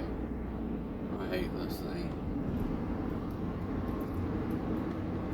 So there's one little stretch right here that takes you right up on the freeway. You can't stay on the access road. So I always forget about that because I just want to stay on the access road.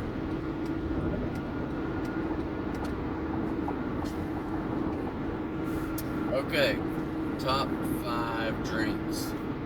Started out with cream soda at number 5, followed it up with Dr. Pepper at number 4. Dr. Pepper, I promise you, is the drink And my grandmother, who is turned 100 a month ago, still has Dr. Pepper in her fridge every time I go over there.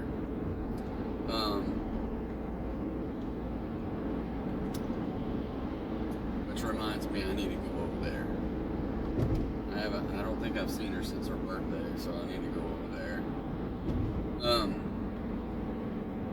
But yeah, Dr. Pepper, I think that's most likely where I had it the very first time, was at my grandparents' house. Because they drank some Dr. Pepper like it was going out of style. I don't know that they drink it like it's going out of style, but that was their soda of choice that I always remember being in their fridge, day in and day out. So that was number 4. So I will gladly say that Fanta in a glass bottle is my number 3. And yes, I would say it needs to be in a glass bottle. I would probably drink it in a plastic, but I do not like sodas in plastic. I would rather have them in a can or glass bottles. The flavor just is better. So, Fanta, the orange Fanta. I don't know if I said that, but it's got to be orange Fanta. I don't want the grape Fanta. And I'm sure there's other flavors, but orange Fanta for me, number 3.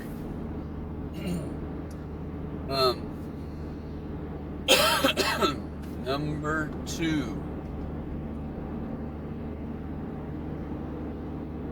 And I drink this when I can't find my number 1. And I'm gonna tell you, maybe Fanta might be up to number 2, but I drank this the other day, and it's good. It's not my go-to. It's not what I want to drink, but I will drink it. All right, just got another order. 3 miles, $7.25. So I will take that. And I'm not too far away from the Sonic. This is probably my downfall. Is like I want to get me an ice cream or something, because eating all this veggies and stuff is not everything that I want. Okay, so my number 1 or number 2, sorry, was Sprite. Now, I'll say if you throw some like cherry in there, or I don't know, maybe some vanilla would make it is really tasty. But Sprite tastes pretty good by itself. Fountain Sprite to me is better than any of the others, especially with crunchy ice. I don't know where I was the other day, but I love that little crunchy ice, just to chew on it and drink. And this was just Fountain Sprite. My absolute number 1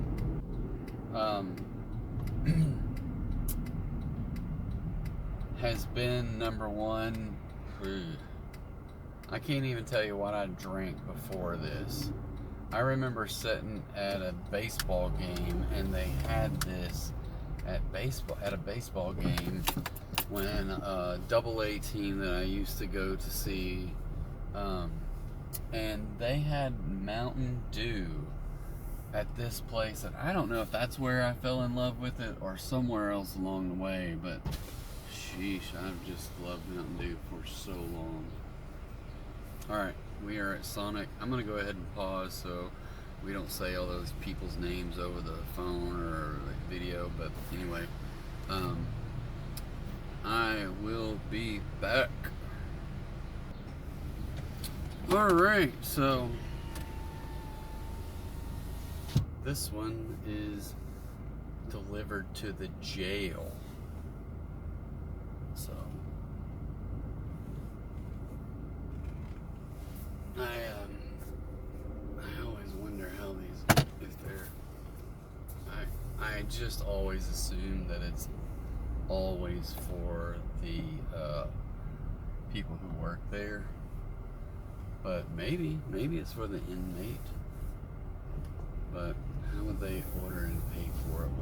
Well, surely they wouldn't let them have a cell phone in there.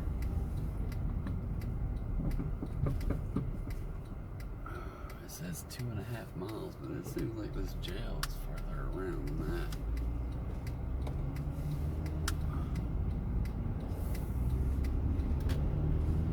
I've been there several times. The first time I delivered there, I had no idea it was the jail until I got in there. I was like, what?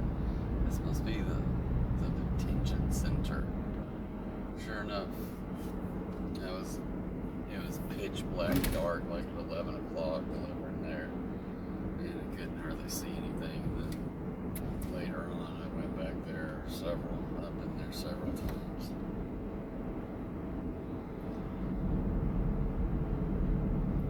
Ooh, that sun is bright. So yeah, Mountain Dew, #1 drink. I wonder if I drank it at Taco Bell as a kid. That'd be interesting. One of the biggest disappointments for me is when I want something from Taco Bell and a Mountain Dew to drink with it. And then you go through the drive-thru or in there and they're like, sorry, we're out of Mountain Dew. I'm like, this is Taco Bell, right? How can you be out of Mountain Dew? It goes against the laws of physics, right? So how can Taco Bell ever be out of Mountain Dew? It just doesn't make any sense to me.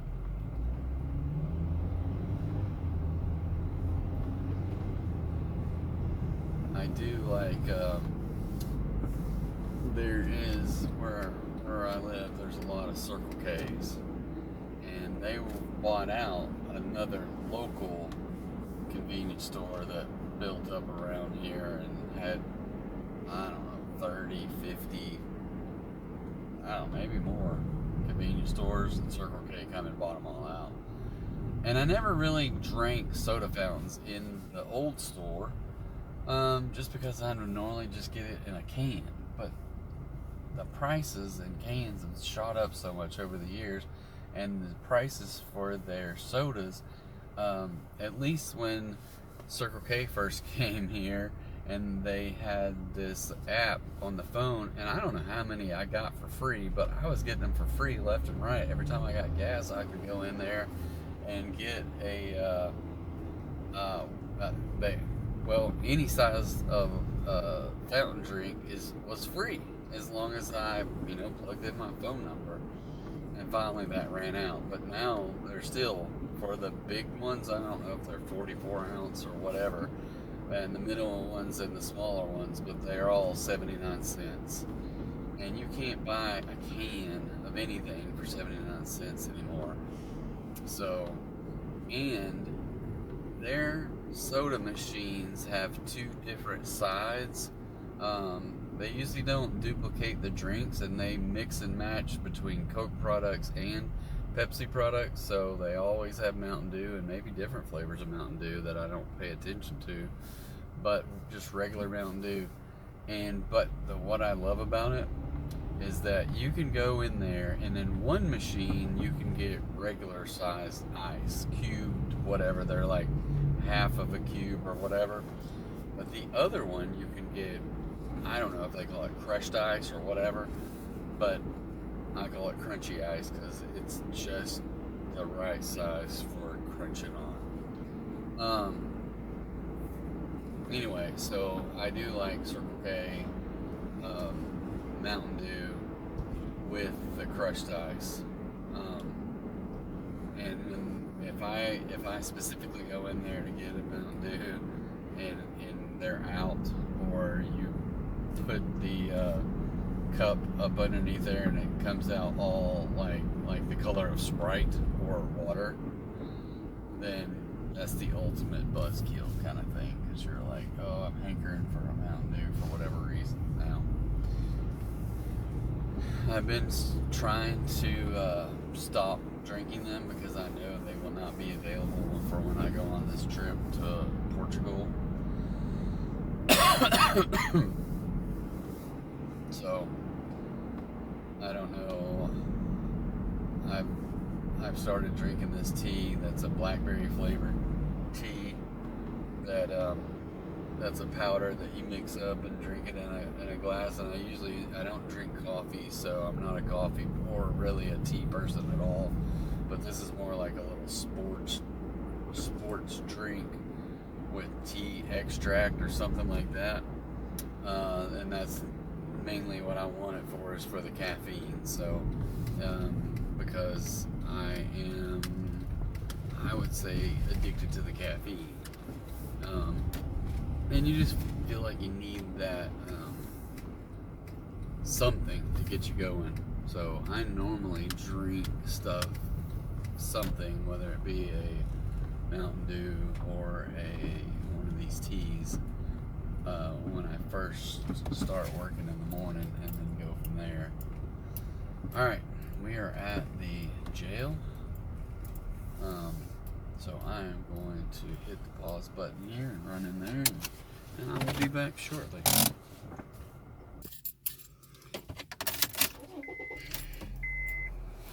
Okay, are we having fun yet? We're having fun yet. We are up to $44.75.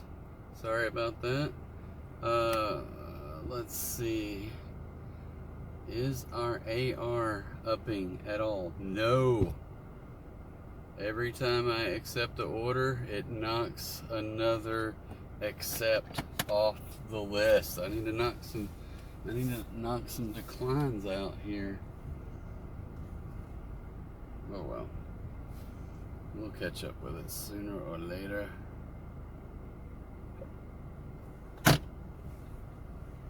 Alright.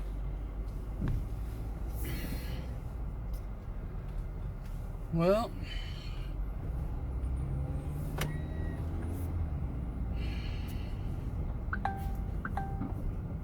new delivery. Oh, well, $5.75 for 6.1 miles, and it's a cash order. So, which means I'll get $5.75 as a base pay, and then whatever tip they leave. So it's kind of like playing the roulette wheel doing that. And but I'll take my chances. Normally DoorDash does not pay $5.75, so it makes me wonder, has it been declined a few times? Because I am not very close to Papa John's. It says 1.8 miles in 5 minutes, but it seemed like farther than that.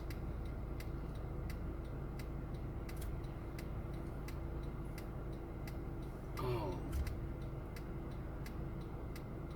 All these cars are just spread apart far enough to where you don't feel like you can squeeze through there.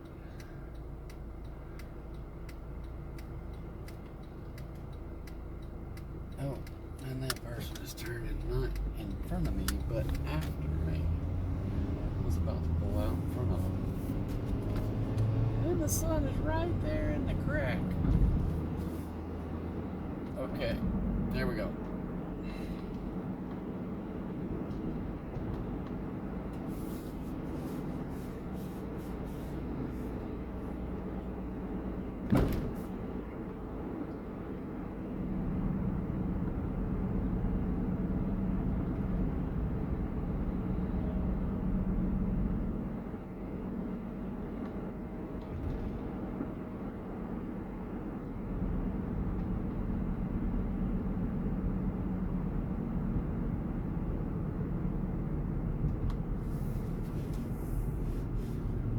John's. One good thing about being this far away from Papa John's is maybe they'll have the food ready by the time I get there.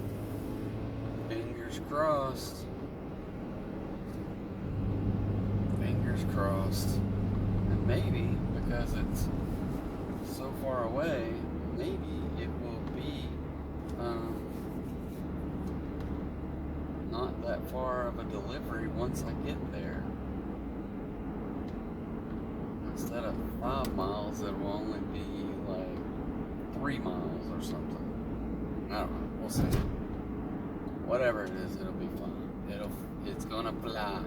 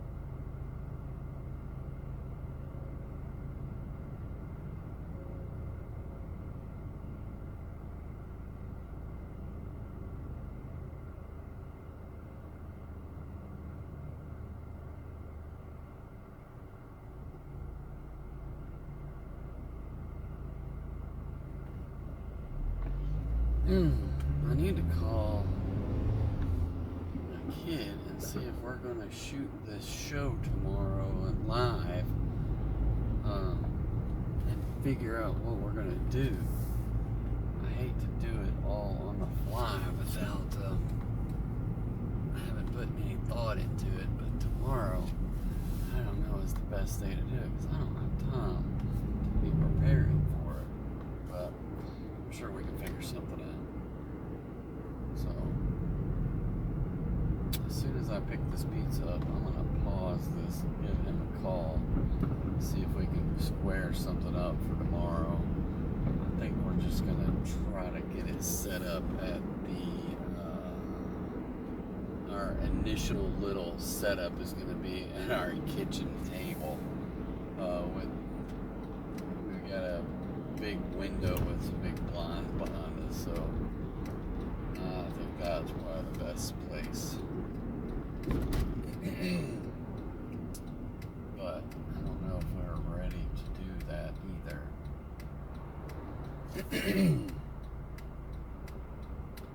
Come on, cars, give me a break here. Give me a break, give me a break. Oh!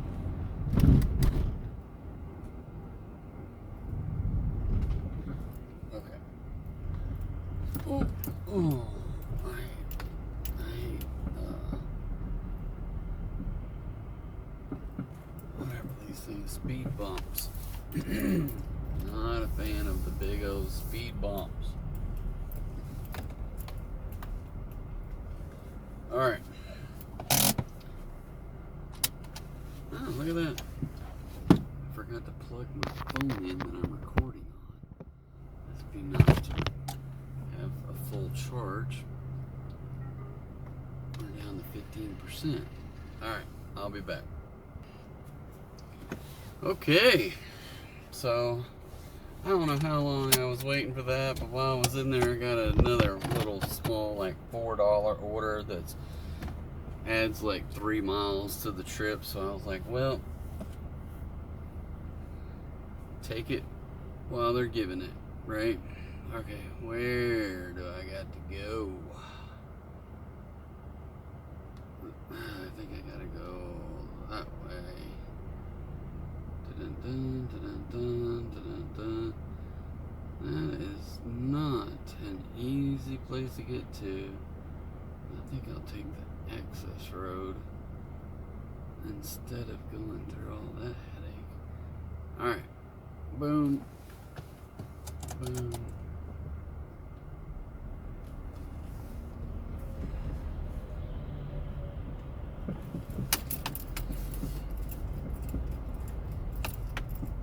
What I'm wondering is why is it... There we go. Sorry. I don't know how long it was fuzzy like that, but somehow when I touch that screen, it puts the focus on the circle, and it was focusing somewhere besides me. So maybe that was a good thing. Maybe I'll get more viewers if my face is all fuzzy looking. There's a thought.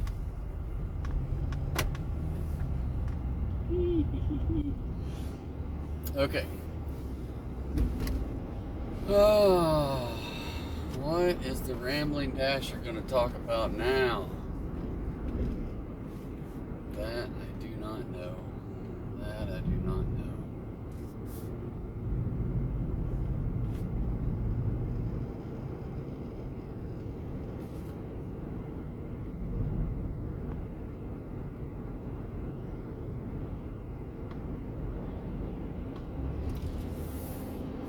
So I did just talk to the kid, and he was like, I don't know if we're going to be ready to do that show tomorrow night. So we'll see what happens. If we do, I'll put the link in the bottom of the next video that I do, and we'll share it out there for the world on this channel, on his channel. I don't know if we'll create a new channel or not. We might.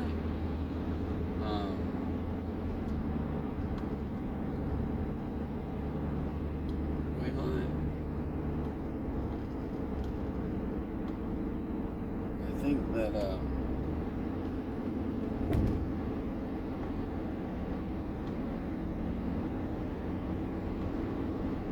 but he didn't sound like he was feeling too good, so I don't know if this hay fever or all this pollen is kicking him in the head right now. So it's kind of what it sounded like. He was like, "Grrr."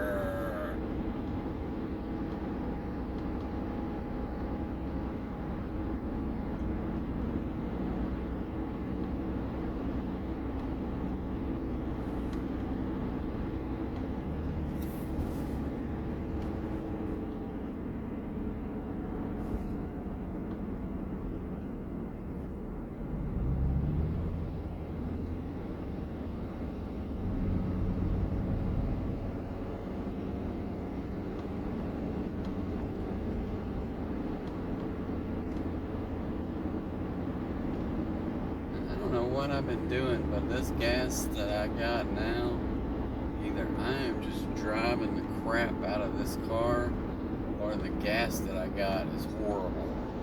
Because I'm at 29 miles to the gallon. And, I mean, 2 tanks ago I had 35 miles to the gallon. So 29 is wretched.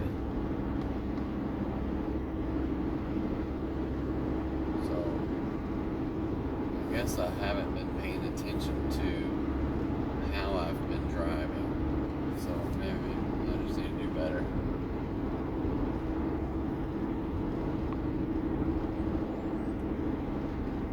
Not enough coasting.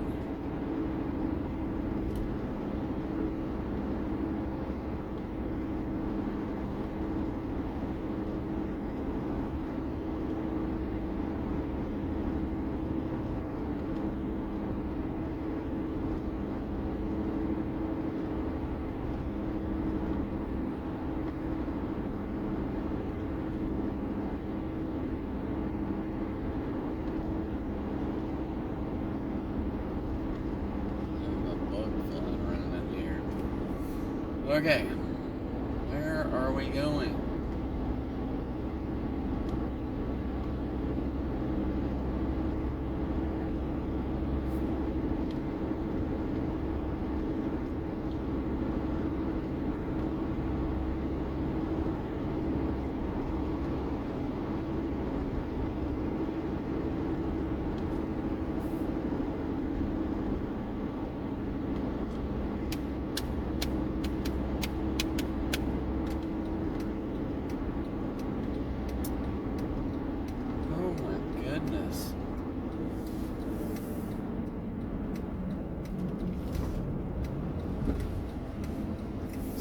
another one of those cash deals that sometimes, I don't know, it's just kind of like, it just makes my paycheck look bad when I get paid.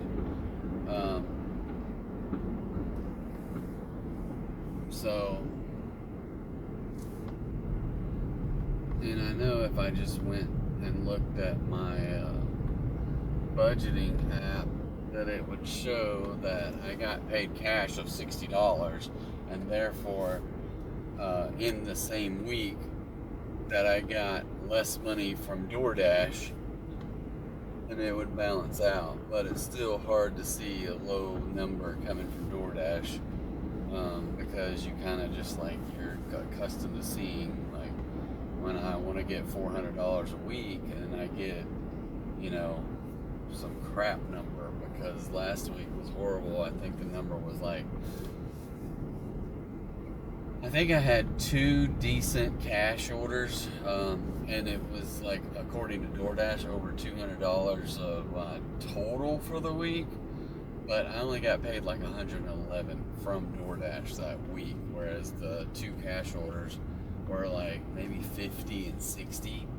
So between the two, it was only like, between the DoorDash and the cash, it wasn't that much money. It's very disappointing.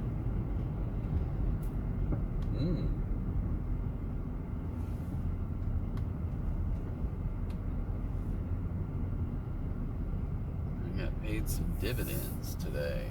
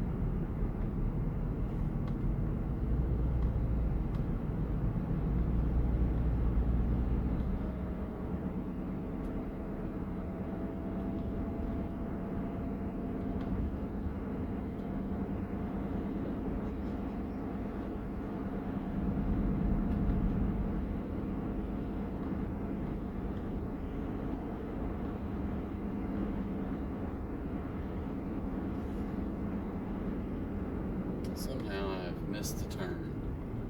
Don't know how, because obviously I have not been paying attention. I don't know where I was supposed to go, but it's telling me to make a U-turn. Oh. So I thought I was supposed to go further down there and turn right, but it was at this stoplight.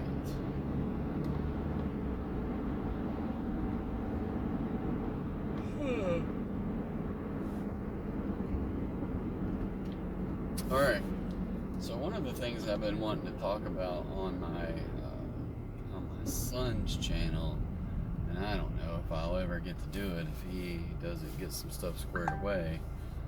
Man, I'm getting dividends, $11, dividends, $125.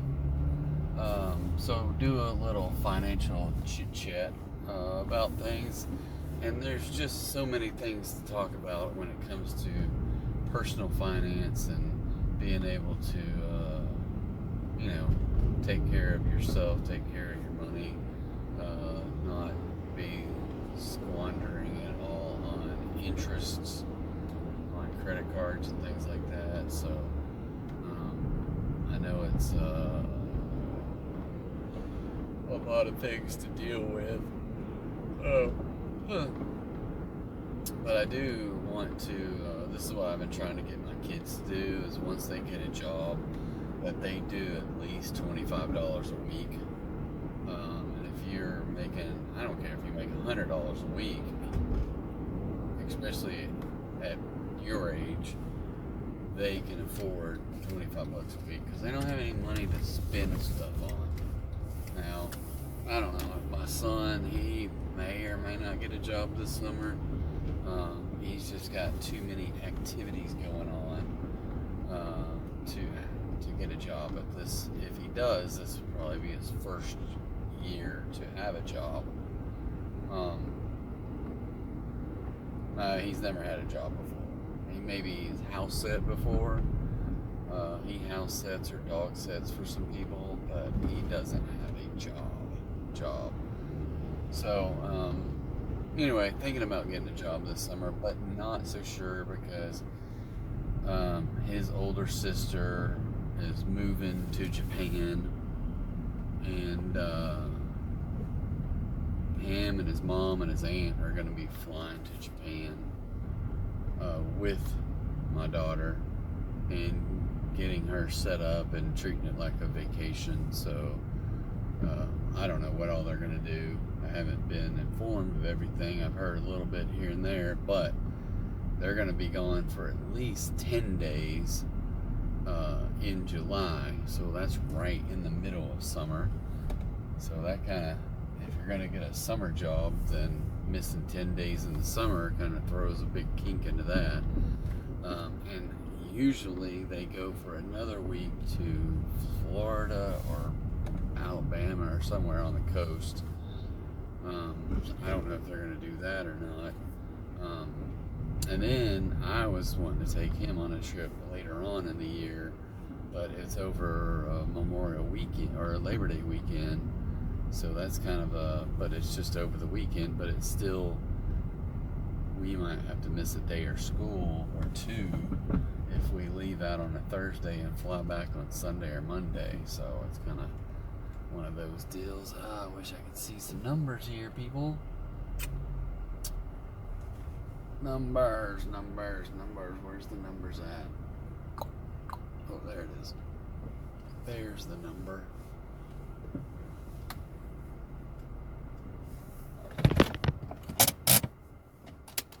Okay, let me pause, go and figure this out. Alright.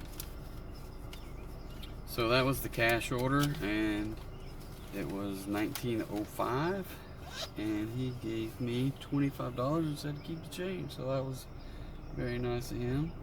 So now I have to go. I use an app called Simplify.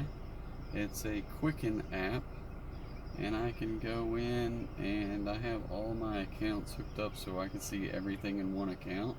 And I also have a bucket of cash that I keep track of the cash that I have either in pockets or at the house or whatever.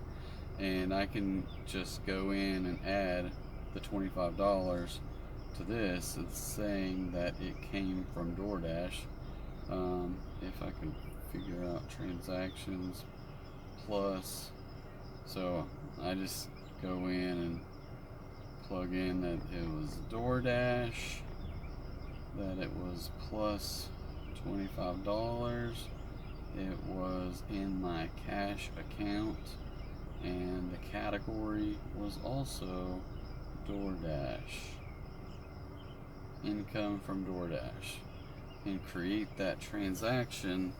So then it goes out, and whenever I look at income, it counts that $25 as income today rather than next Tuesday when I would have gotten paid from DoorDash. So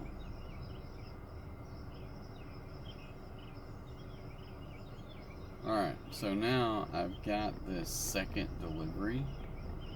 So where the heck is, I've completed that delivery, confirm that we got the money, got still got $5.75 from DoorDash, which is really interesting that they paid $5.75. Now we're going to the next one, which is, this looks like an apartment directions. 9 minutes. So I'm going to back out, send them a message saying that we have your order and we're on the way, and send a meme that says, let's just go with the SpongeBob one and see if they're in a fun mood. I've got your food and I'm headed your way. Alright.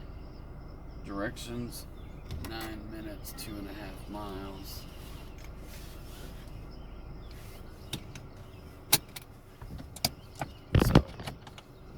So what, this could be a good thing, could be a bad thing, or whatever. This is I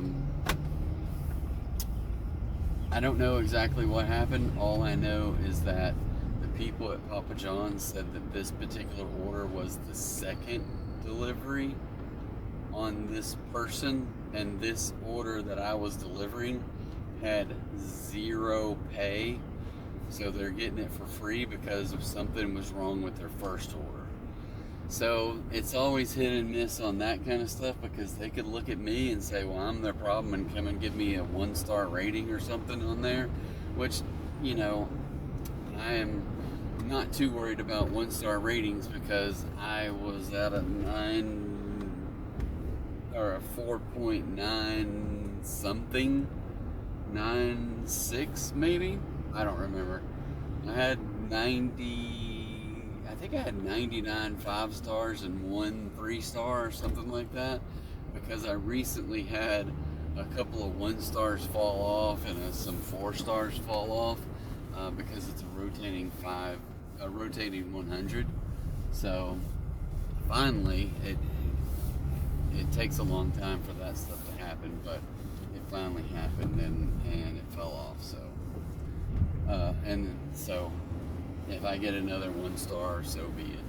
It doesn't. I've had 2 1 stars at the same time, along with a 3 and a 4, and still only dropped to a 4.92. So not that bad. Golly, this neighborhood. I don't know why they couldn't just draw a straight line to get out of here. It is zigzag, turn left, turn right, go this way, turn right, then turn back to left. You're like you're going around in circles here. And then if you could only see this map, I'm just going around in circles. Then I have to turn right here, and then go 2 blocks, turn left, and then go 1 block and turn right, turn left, turn right. It is ridiculous. Why? Maybe it could just be the fact that it's the GPS and is screwing it all up, and think, oh, well, this is the shortest way, when you could just take me straight down to the corner and then turn left and get to the same place as zigzagging through all these houses. But we'll get there. We will get there.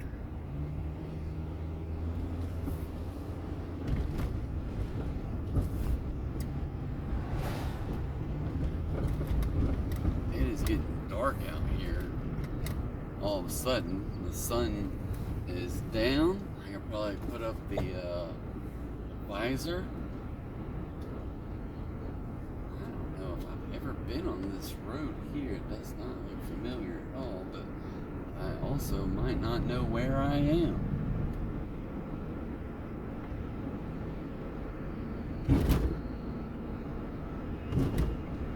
At least not from this direction. You know what? Maybe I do know where I am. I don't know where I am. I thought maybe that was Denise, but it doesn't appear to be Denise. Let's see. Well, it is Denise. That's interesting. I've been on the road plenty of times.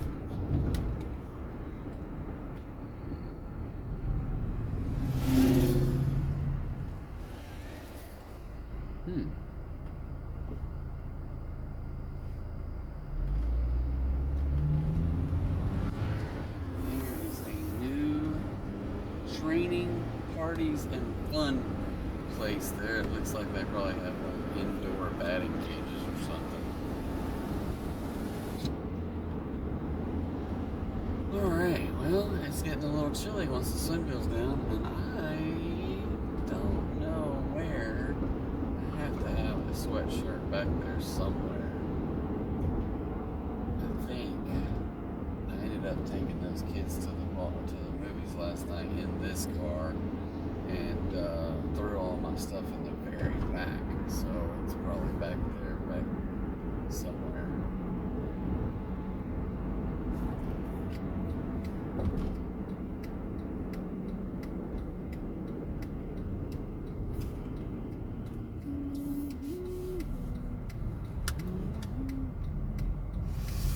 It's almost 8 o'clock. 8 o'clock. Well, maybe I might have broke 50 by 8, which really does kind of suck, but it's better than a poke in the eye. I just wonder, maybe I should come up with the cliche of the night. I already used poke in the eye last, I don't know, one night this week.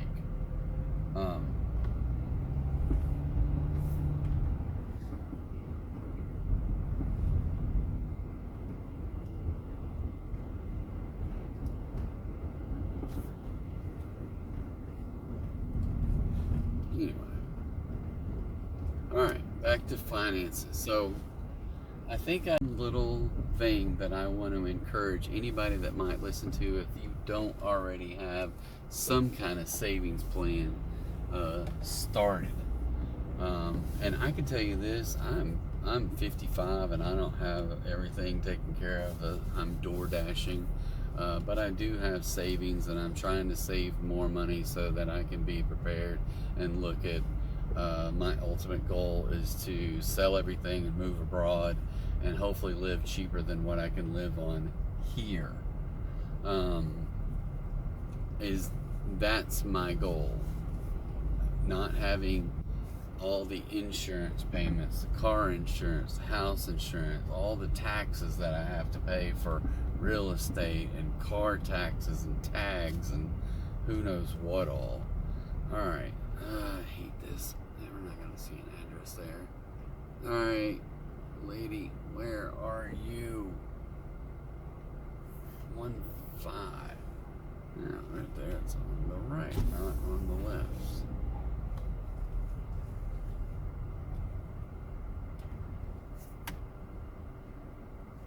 Okay, I will come back and talk about this finance deal in a little bit if I remember it. Okay, I guess we can see how dark it is in here. This is going to be interesting. Well, anyway, so that last order was $4 with 0 tip because it turned out that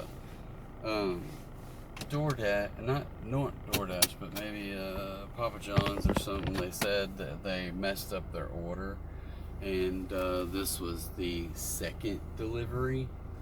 So I don't know, it is what it is. It is dark, sorry about that, but we'll just keep going. But it did put me at $54.50 after 4 hours, so I don't know, what is that, 44, 4 hours, 48 would be 12.52, so I'm a little bit over 13 bucks an hour maybe, so not where you want to be, but better than a poke in the eye. So finances, one thing I want to encourage anybody, especially young people, the earlier you start, the better off you're going to be. And if you just set up a an automated draft out of either your checking or savings to go to an investment, something as simple as like the S&P 500. I know you should be able to open like a Robinhood account, because I have Robinhood and had them for years, and I got them because I was wanting to buy stocks and stuff, but I didn't want to pay a bunch of fees, because I was just, when I first started it, I just had some like $300 of extra money, and I just thought, well, you know what, I'm going to open a Robinhood account because they don't charge transaction fees. So even if you were at the cheapest ones at the time were like $7 per order, and I had $300. So if I wanted to buy $100 of one stock, and it was going to cost me $7, so I could only invest $93 of that 100, because the agency was going to take $7 of it. And then if I wanted to sell it, it was going to be another $7. So then I'm down to 93 minus 7, which is whatever that is. I'm not thinking right now. 84.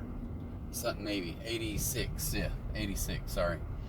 But yeah, down to $86 after investing 100 just on a buy and a sell transaction. That's not counting any gains or losses in the value of the stock, plus the fact that you're only buying $93 worth of the stock instead of $100 worth of the stock. And I'm just like, what in the world? That is not good. So getting a hold of Robinhood, where they had 0 transaction fees, and I could put in $300 and buy $100 at a time with no fee. So my $100 went to buy $100 worth of whatever it was. So anyway, so I know you can set up what's called dollar cost averaging of $25. If you do $100 a week, $100 a month, if you do $25 a week, $25 a month, I don't care. But I did these numbers the other day because I had someone in my Facebook group was complaining about, they said, well, we don't know anything about the stock market, blah, blah, blah. And they mentioned how they had a 401k, but then they took their money out after 9/11. And then because it was a 401k, they had to pay penalties and pay taxes on it. Well, that's kind of the law. That's kind of the rules with the 401k, is that they're letting your money grow tax deferred until you're later on in life, and then you pay taxes on it at that time. And traditionally, like 401ks is like, I make more money today, and so it can, one, lower your taxable income, so you don't pay as much taxes today, and move it to a time when you might be retired and not making as much money, so therefore you don't pay as much money on it at a later time. Plus, all of that money goes in investing, and you have all this growth over the years. So that's great and all. And then they came out with a Roth IRA. So I would really, if you work, I would encourage you to open a Roth IRA. Go ahead. If you're not making much money, it's not going to hurt you, because you're probably not paying that much in taxes anyway. All right. I'm just going to take this order. $6.75 for 5 miles. Just trying to get back into the platinum.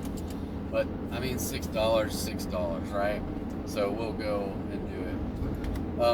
But anyway, straight up investing, even if you have it in an IRA account or a non-IRA account, like an individual account where you're going to pay taxes on it, you still have to make a lot of money in that account before you would ever have to pay any taxes on it.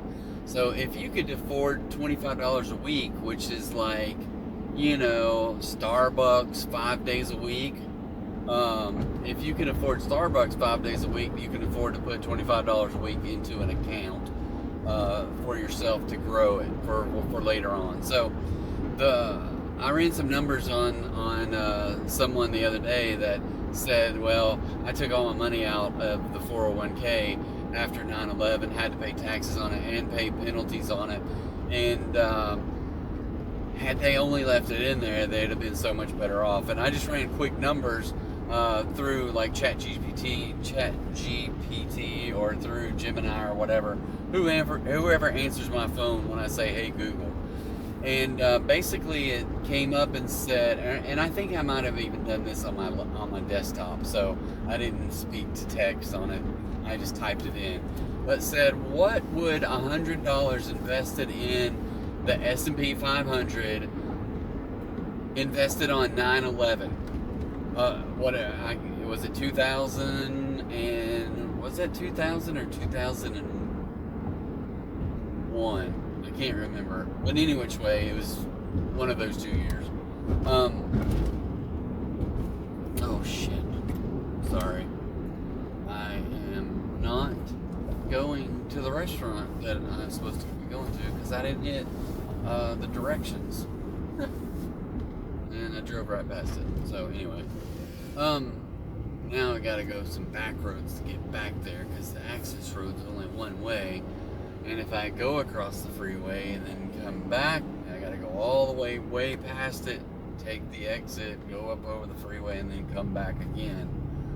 It's a pain in the rear, but there's some back road shortcuts here that I can take.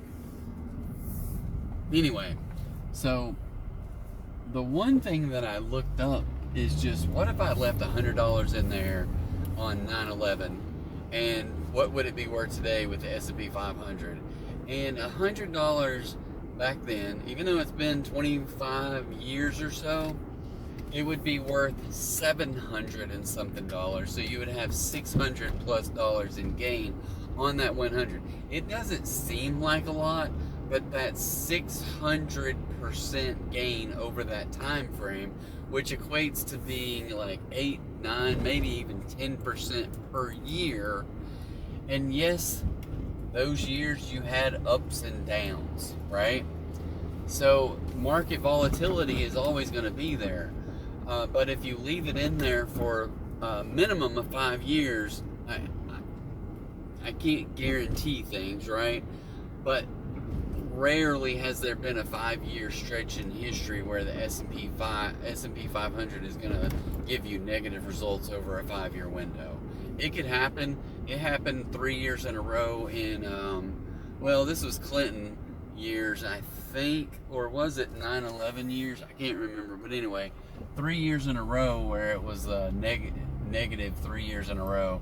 I thought it was coming out of the Clinton years, but I can't remember. So,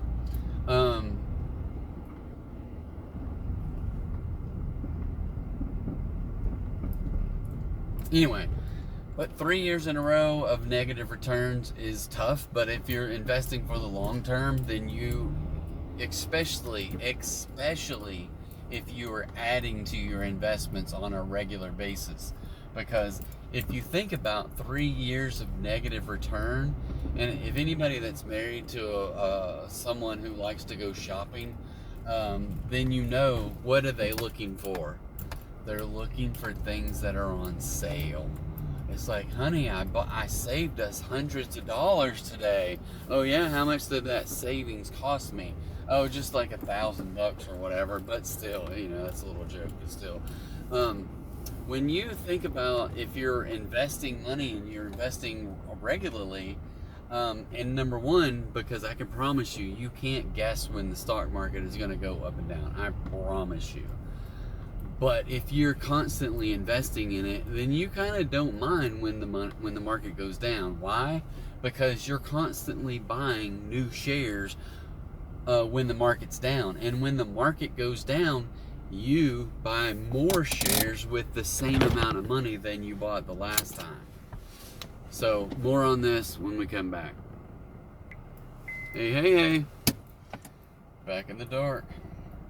Okay, let's confirm this thing. I have your order and headed your way. What's the meme of the day gonna be? This is gonna be like, thanks for the free food with Homer Simpson. We'll see if this Jordan person thinks it's funny. Let's see. Continue with pickup.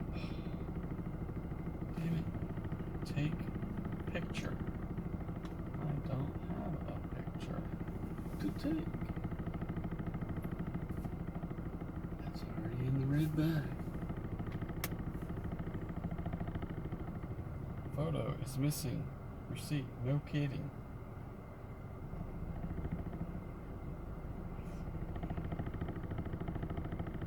Directions. Leave at my door.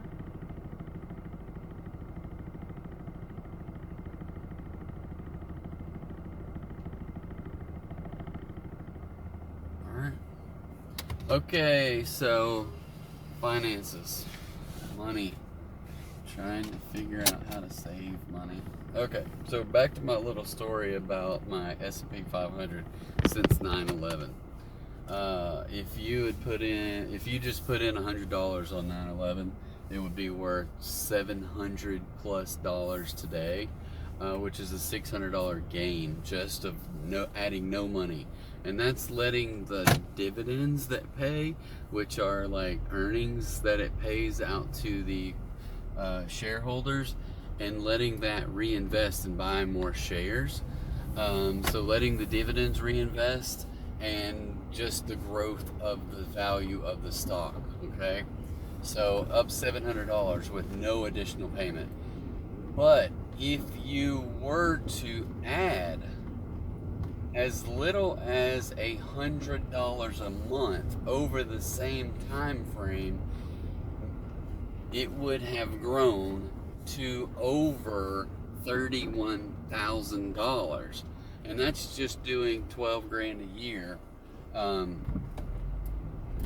It would have grown to over $31,000. So the power of you adding to your own bucket, even if you're saving $100 a month for 20 years or 25 years, then obviously you're going to have some money. But if you put it in something that has the ability to grow, and yes, it's going to go up and down, but for the vast majority of the time, over time, it's going to average out much higher than any bank you're getting.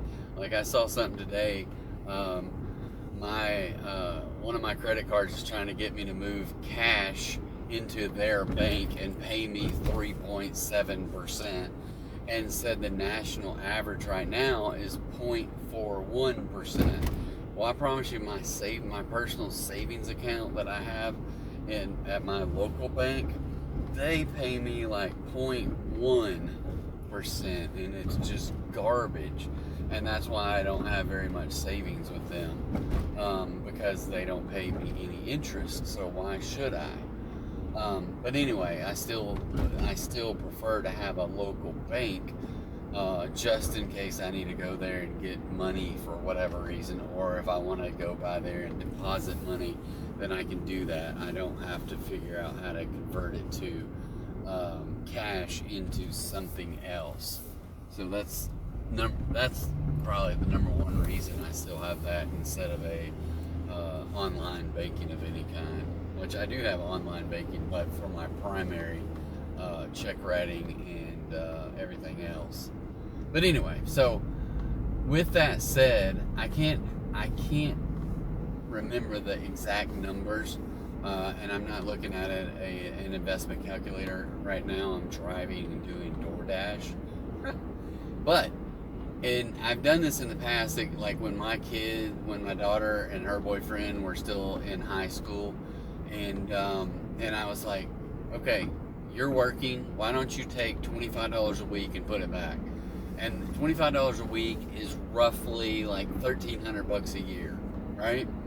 So if you put $1,300 a year into the S&P 500 and just let it sit there and let it ride, and at some point, and I can't remember the number, it was like $300,000, $400,000, $500,000.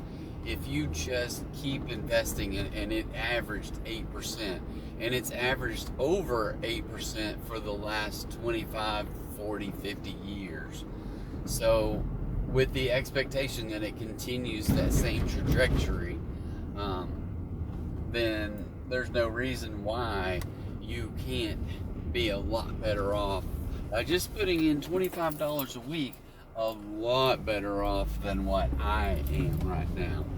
And you know what? No one told me when I was their age, 18 years old, if you do it for 40 years and you can make $300,000, $400,000 by saving your money at $25 a week, by the time you're 48, was that right? Or 58, I guess. 18 plus 40 would be 58. By the time you're 58 years old and you got $400,000 or $500,000 sitting in an account, you're going to be a whole lot better off than I am today. And then, if you were smart enough to do what the government allows you to do, is put that $25 a week into a Roth IRA. So in a traditional account, you have to pay taxes on the earnings in that money. If that earning, if let's say, I don't know how it works really, but if you sell any of that, then you're going to have a cost basis. You're going to have to pay taxes on it. But if you put that $25 a week into a Roth IRA, then the earnings, if you take it out at the age of 59 and a half and you leave it in there for at least 5 years, all of the earnings, so both of those in a combination of each other, all of those earnings come out at 0% taxes. It is 100% tax free. So if you can grow your money for $25 a year, which is only $1,300 a month for 40 years, so that's, I don't know, I'm going to round down because I can do $1,300 a year times 10 is $13,000, times 20 is 26,000, and double that is roughly 52,000 that you put in, and it grew to $300,000 or $400,000. Well, that would be a hefty tax bill if you had to pay the difference. If you pulled it all out at once, it was taxable at whatever income rate that money put you into. Well, that's a crap load of tax money right there. But if you put it into a Roth IRA grows tax free. And here's what I did not know, and I might have known it years ago, but I don't know it anymore. Or I didn't know it until I read a book a few weeks ago. But Roth IRA, you can take your principal out with no penalty at all. It's only penalized and taxed on the interest or the earnings if you take it out before you're 59 and a half and before 5 years is up. But if you take out your principal, you can take out your principal at any time. So let's say you put in $1,000 into your Roth IRA and it grew to be $1,200. So now you got $1,200 in there. You can take out that original $1,000 and not have to pay any penalties on it whatsoever. And the $200 is in there until you turn 59 and a half or 5 years, whichever is the longest. So if you start investing in a Roth IRA at the age of 58, it's still got to be in there for 5 years. If you invest at 20 and at 59 and a half, then the money comes out clear and free because you've reached the 59 and a half. But the earnings you can take out at any time. So if let's say you put in $20,000 over 20 years and you decided, you know what, I need a down payment on my house. So you pull it out. Now, it hurts you because it hurts your long-term savings capacity and just using it for a down payment on a house. But it doesn't penalize you like a traditional IRA or an individual taxable account. So anyway, I don't know the exact numbers, but if you simply go to Google and type in investment calculator, and in that investment calculator you put in, let's just say we round it down to, if they don't have a weekly deposit, you can do a monthly one, and you just do $100 a month instead of $25 a week. So you're just cutting yourself short of $100 a year, right? By because $25 a week is $1,300. $1,200 $100 a month is $1,200. So anyway, you put in this calculator and you just say, hey, I want to put money in at $100 a month.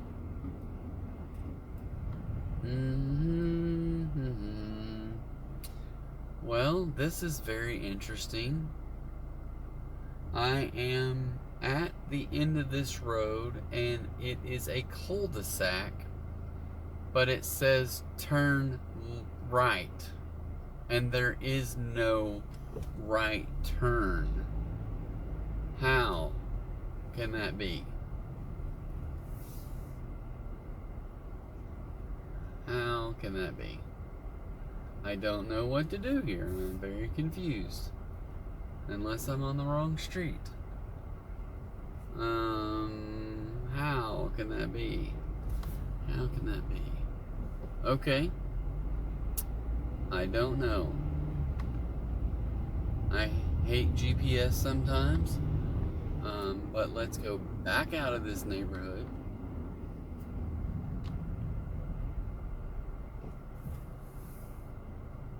I do not understand this neighborhood at all.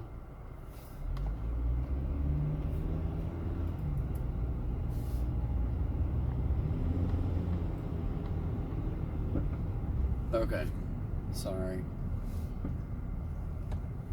But I don't know. I get somewhat excited about thinking about, and I would highly encourage just anybody to do the same thing.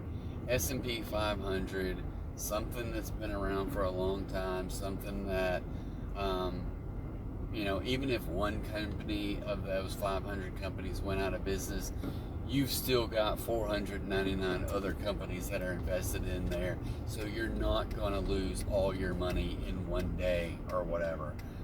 People are like, oh, the stock market is a crapshoot, just like gambling and blah, blah, blah. And it's like, yeah, if you don't know what you're doing. But if you find something of quality and you invest in it on a regular basis, and you will always be buying it. You may buy it when it's high, but it'll balance out and buy it again when it's low. Because if the market goes down, guess what? You're buying more shares because it's on sale. So that's one of the harder things for a lot of people to understand is like, what do you mean it's on sale?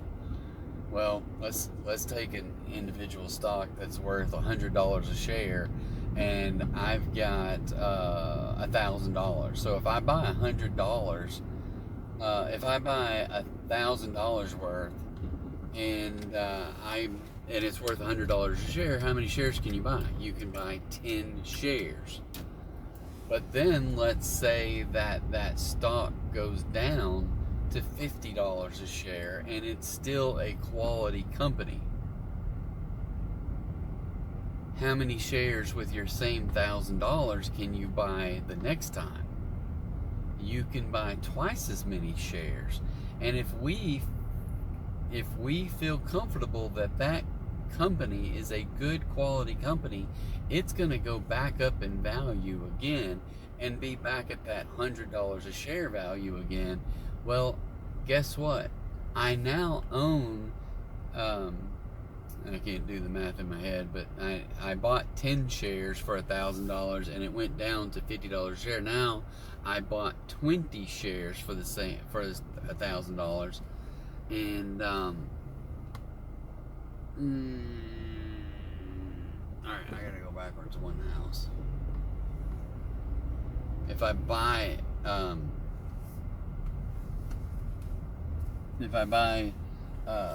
20 shares at $50, then that's another $1,000. So I now have 150 shares,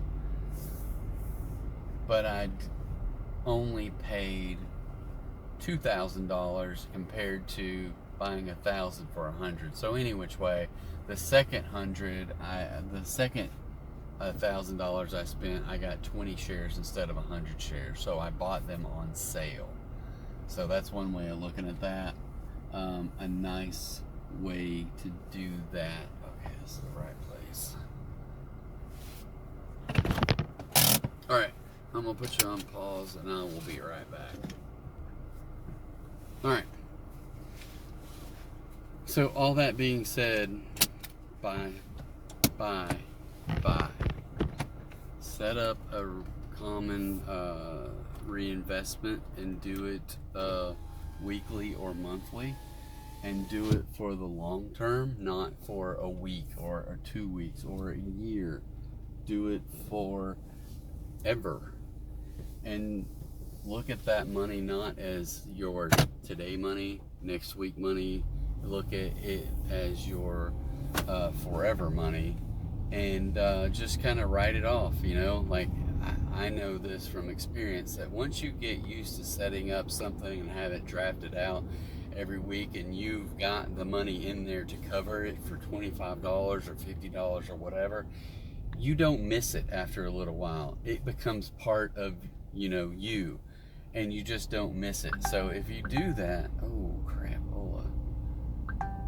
collect cash from the customer.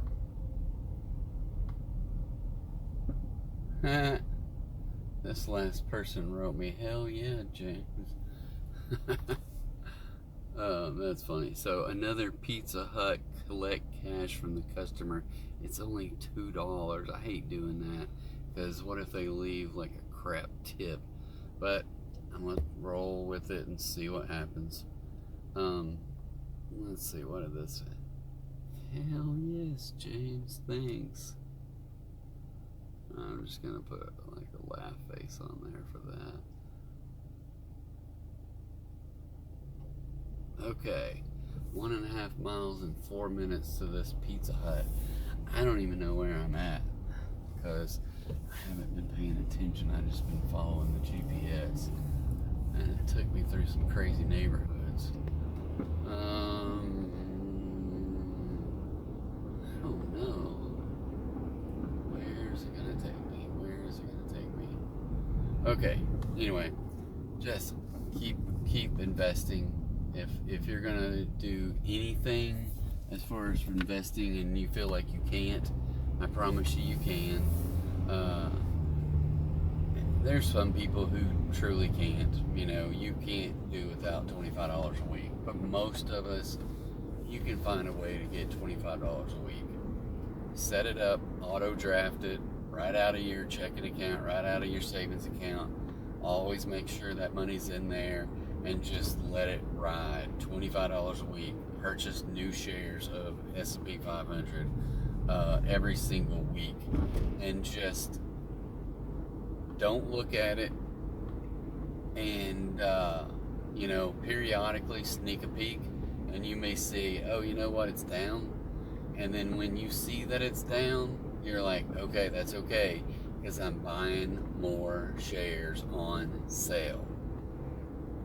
You have to have that mentality that you're buying new shares on sale. So the reality, if you can buy shares on sale and it goes back up, you own more shares that are now going to be worth more in value. So, this is I can't think of the name of the book or the dude's name. The dude's name was Remit, something like that. Some of you, if you're watching this, which I know you're not, but if anybody ever does watch this, find that guy, Remit something. He's Indian. He's pretty funny. Makes a lot of Indian jokes, which I, can appreciate. But he tells it like it is when it comes to saving money, investing, not spending more than you make, just being able to do smart things with your money. And if you can do that with your money, then you're going to be a lot better off than a lot of people. And if you can put back $25 a week, if you can put back, and then when you get a pay raise, maybe increase it, So I would just always recommend being able to do that. Live off money. The way his book breaks down is pretty fascinating. Is that he says put aside a certain amount of monies for you not to have to worry about what you spend it on. And I'm like, yeah, that's pretty cool. But make sure you pay your bills and this, that, and another. And he also talks about, well, I can't, all these people make up all these different excuses, and he's just like, I'm tired of listening to people making excuses, because that's all they are. I hear myself make excuses, and I'm like, yep, I'm right there with you, buddy, because I've made tons of those excuses. And so he's not saying that he hasn't made excuses, but the reality is everybody makes excuses. But if we stop making those excuses for ourselves, we'll find out that we don't have to, because we can do the things that put us in position to make what we want to make or do what we want to do. I mean, I look at this as like, before I started doing the DoorDashing thing, I was like, I don't know how I'm going to pay my bills because I don't have enough money to pay. Like, my one job doesn't pay enough to pay all my bills. So I can look at two things. One, lower my monthly expenses, right? Or two, earn more money so that I can pay my bills. So I'm constantly looking for ways to lower my expenses and increase my income. So just doing DoorDash is part of that whole thing. So anyway, I'll be back. Okay, picked up the pizza, wings, and a Mountain Dew. And then it's 3 minutes away, so that's why the $2 delivery for base pay. We'll see what kind of a tip this dude can leave.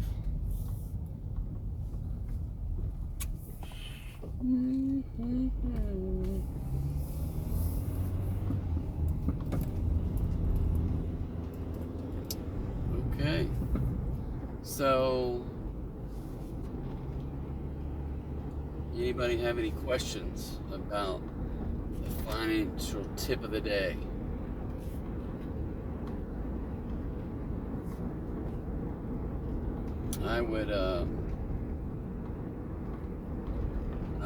I was talking to my kid today, my daughter, who's, I think she's 21 now, but she's about to go to Japan for, I don't know, she doesn't know if she'll be there for 1 year, 2 years, or maybe longer. So just depends on how things get settled over there. But she's going to a language school to be a Japanese interpreter.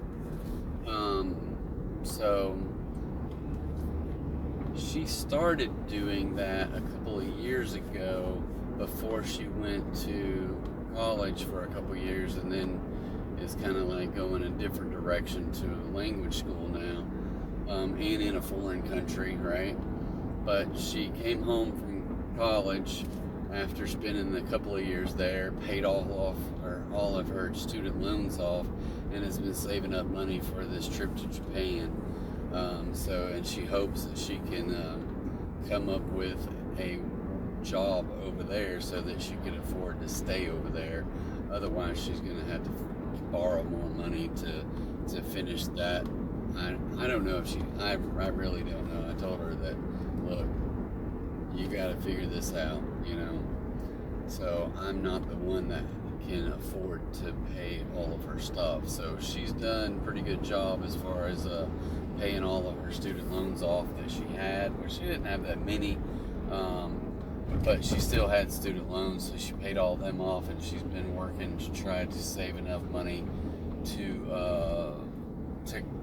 go to Japan and live over there, and hopefully she gets a job over there with her student visa. So fingers crossed everything works out as far as that goes, and she does what she wants to do, what she dreams of doing, and being able to be an interpreter for our Japanese.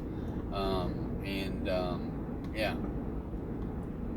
So anyway, I was talking to her today, and she says, wasn't, I don't know, something she and how I just missed my turn again. I am missing way too many turns today, and it's way too dark, and I can't see these freaking roads. I guess I'm gonna go up here to the Dollar. No, there's a neighborhood right here that I could maybe make a U-turn here. Yes. Yes, I can.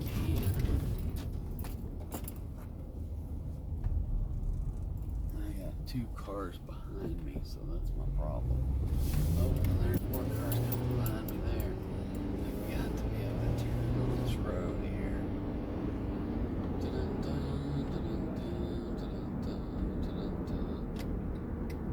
Alright, people. It's just a little sliver of a road. And I don't know where the heck the road is or this house is. Right. Oh, there it is. It is one crap road, too. And it's like steep and full of potholes. And then you get down here a little ways and all the potholes turn into gravel. But looks like he's coming out already.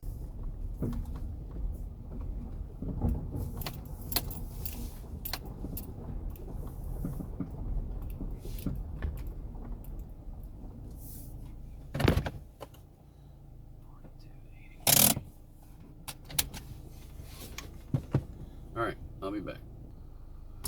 Alright, so he had $60. I gave him 10. The order was $42.83, so that gave me like $7 and some change. So not too bad of a deal for a 2-mile jaunt.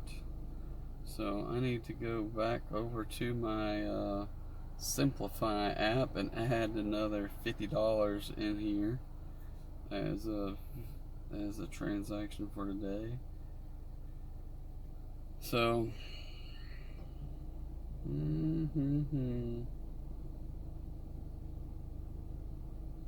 save plus 50 in the cash account, and it was income from DoorDash, and update. Alright, that's simple enough. And complete delivery, confirm. $2. I want my $2. I'm gonna leave it at that right there. If anybody knows that line from that movie, just tell me in the comments, because that is just, I don't know, that's one of my all-time favorite lines from a movie. There's other ones, but that one right there just sticks with me because I don't know. I don't know what year that was, but if anybody knows, just put it in the comments, and I would be greatly surprised. Oh, look at this deal. I am a long ways from this place, but it's $13.50 for 16.5 miles and 2 orders delivered in the same neighborhood for Panda Express. So it is, I'm gonna go ahead and accept it. So it's gonna take me a few miles to get there.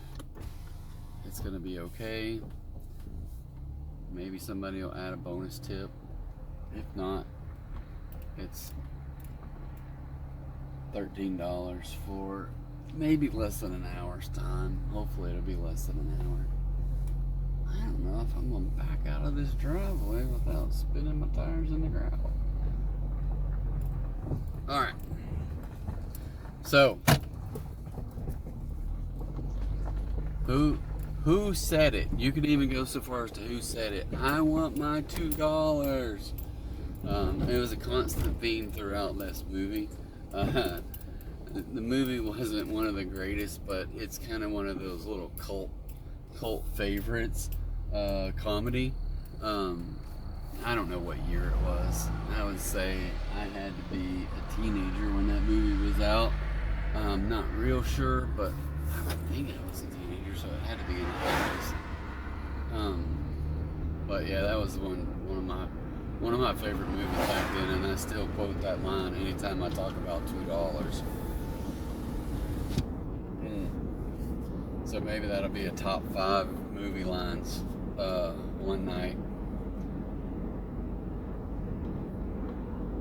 And that would probably be one of my top 5. There's other ones that I can think of from movies.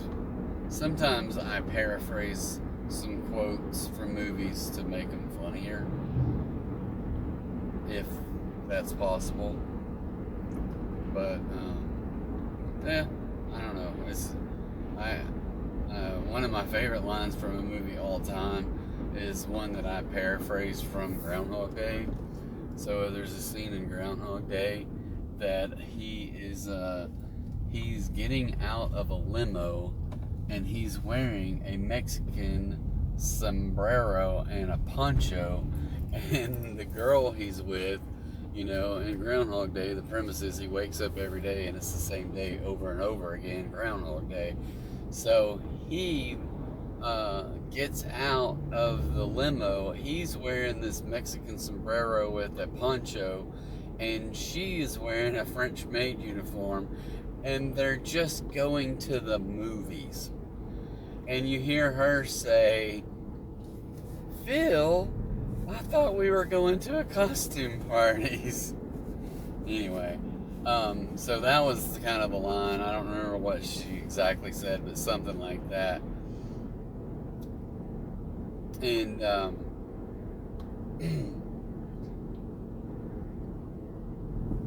and he reprimanded her, says, "Call me Bronco," because he's wearing this outfit, right? And his real name is Phil. He said, "Call me Bronco." And so my line in it is, in my best Clint Eastwood voice to paraphrase this movie, was, "I told you 100 times, call me Bronco." So, I don't know, that's just funny to me, because he could have done it 100 times. He could have told her 100 times, but she wouldn't remember because he's the only one that relived that day hundreds of times or more. You know, we don't know, but he could have lived that same day 100 times and been through that same fiasco of a date with that girl for 100 times. You know, and just like we know, he had to have done things for 100 times because he did not know how to play the piano when he took his first lesson at all. But then, at the end of the movie, he was a aficionado when it comes to playing the piano, and that just doesn't happen overnight. So most likely it did happen hundreds of times. So anyway, that's my little joke about that one line and how I changed this to say, "I told you 100 times, call me Bronco." So we'll leave it at that. I like it.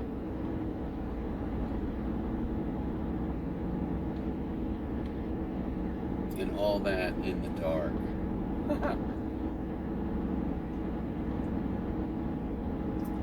So I like this new little theme that we might have to put on, like flashing on the camera or on the video when I put it on YouTube. It's like a new segment is called "Dashing in the Dark," instead of like "Dancing in the Dark" with Bruce Springsteen. Maybe we can get Bruce maybe not Bruce. We'll get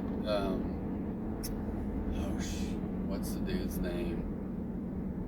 I can see him now, with the curly hair that does all the parody songs. Anyway, we'll get that dude. Oh, good night. He was saying, "Eat it, eat it."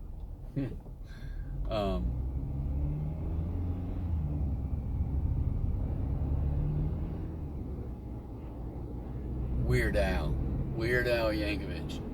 If we could just get Weird Al to do a remake of Dancing in the Dark, but it's him as a DoorDasher, and he's dashing in the dark. I just think that would be the best thing ever.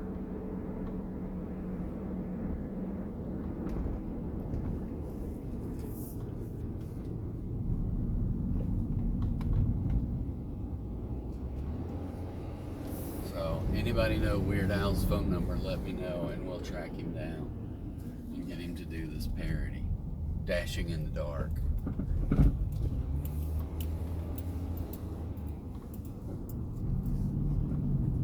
Maybe that's my ticket to having passive income, is giving Weird Al the the idea, but I get all the royalties. Sounds like a plan. Sounds like a plan. I just got to get his number. Oh, it's after 9 o'clock, and I haven't eaten anything but veggies and a Cliff Bar, and I wish I could just sit down and eat a whole pizza. Maybe some tacos. What I don't want to eat is Panda Express. Ooh. I'm sure some of their stuff is good. I just do not want to eat Panda Express. There's people delivering Panda Express all over town. They got all the parking spots. Well, guess what? I'll park up here because I need some steps anyway. Alright, I'll be back. Alright, more dashing in the dark. 2 orders. Let me see what I gotta do, Chris.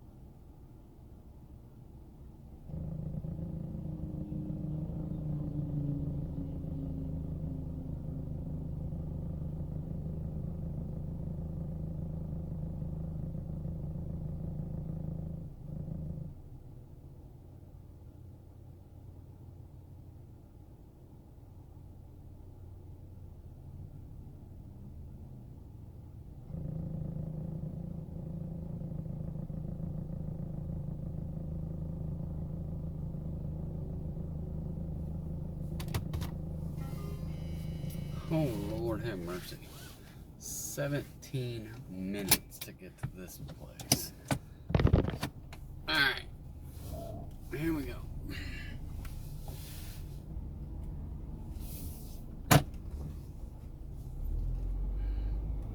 Can you say cold Panda Express for dinner?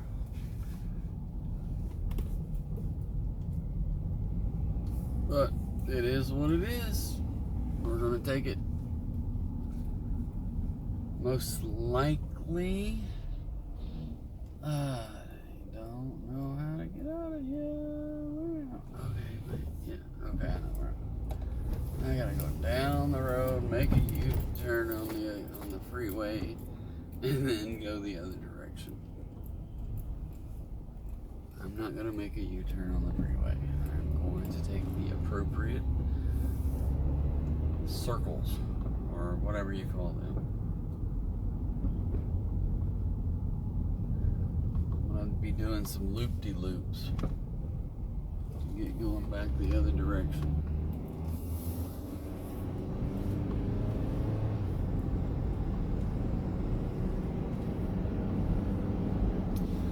Yeah, it's 9:21. I don't know if I will do any more dashing after that. I still need to get a bunch of steps in, go home, take the dog out, maybe eat a small bite of something.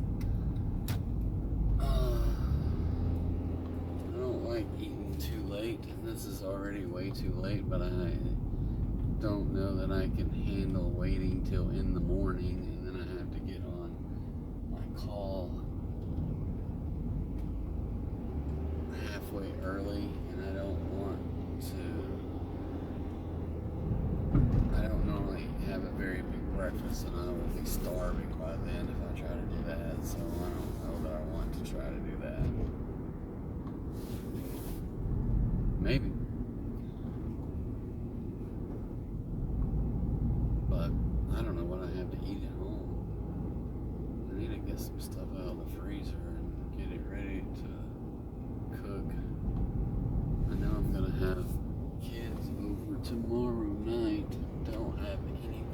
already. So I might need to put something out tonight so it'll thaw.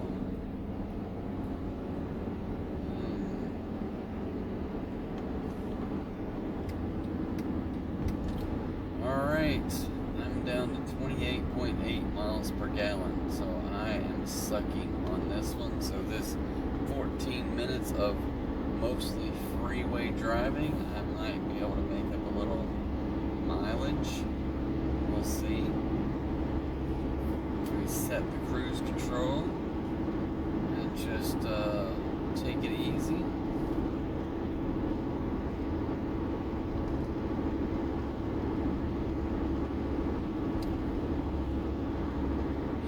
Maybe I can get back it up over 30 on this one trip. But I'm down below half a tank of gas too, so it takes longer to make up your losses whenever you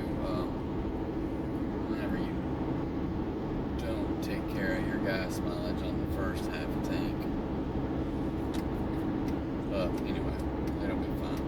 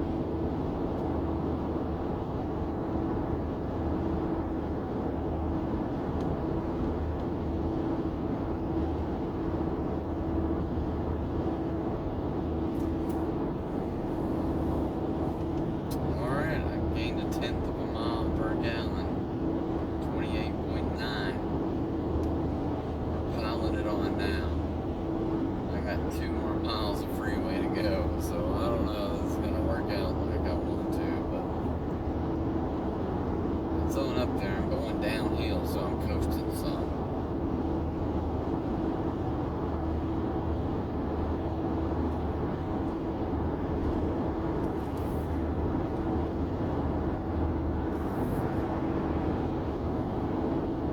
I was gonna look and see because I haven't paid attention to see what I don't think I've skipped any. I don't think I've declined anything tonight. So my ratings. My AR is up to 69%. Look at that. I wonder if it'll go up with these two orders or if they only give me one delivery. I don't know how they do that when they give me two orders on one pickup.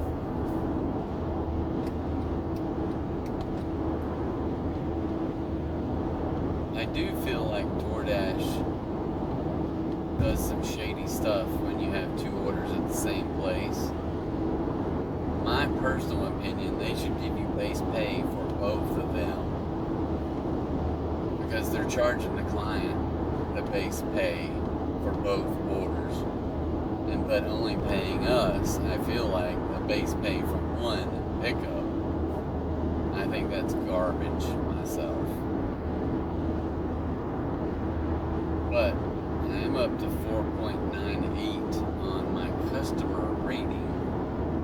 So I got have 99 1 stars or 5 stars and 1 3-star. I need to get back over to my GPS because I don't know where the heck I'm going. Slow down. Slow down, you fool. You're on the access road. You can't go.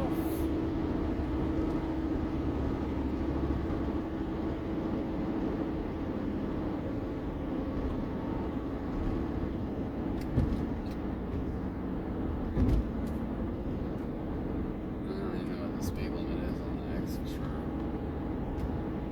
Hey, yeah, 8 more minutes. I know when I left the restaurant it said 9:37. Now it says 9:35. It's the ETA, so somewhere I picked up 2 minutes.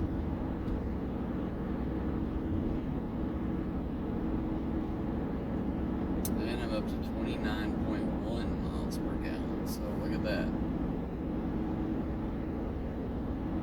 Maybe I can get it up to 30.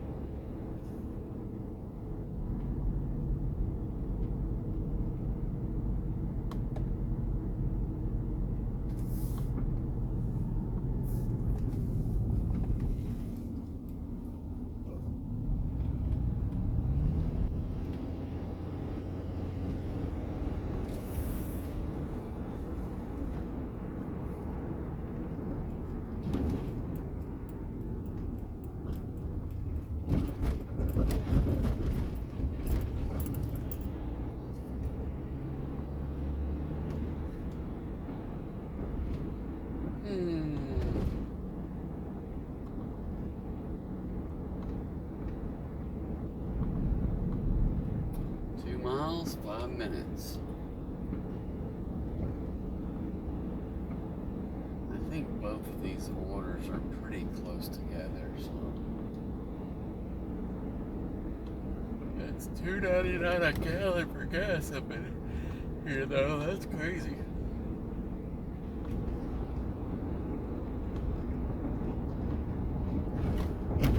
I saw a place earlier that was $2.75 today, so I think 25 cents a gallon difference is ridiculous.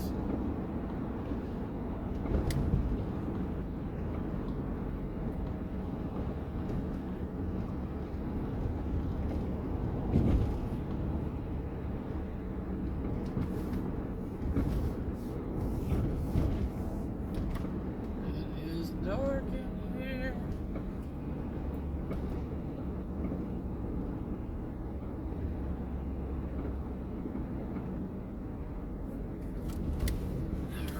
Try this catchphrase out, and welcome back to another episode of Dashing in the Dark. Any thoughts?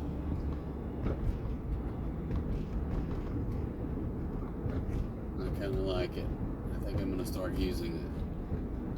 Once it gets dark, we're just going to refer to our channel as Dashing in the Dark.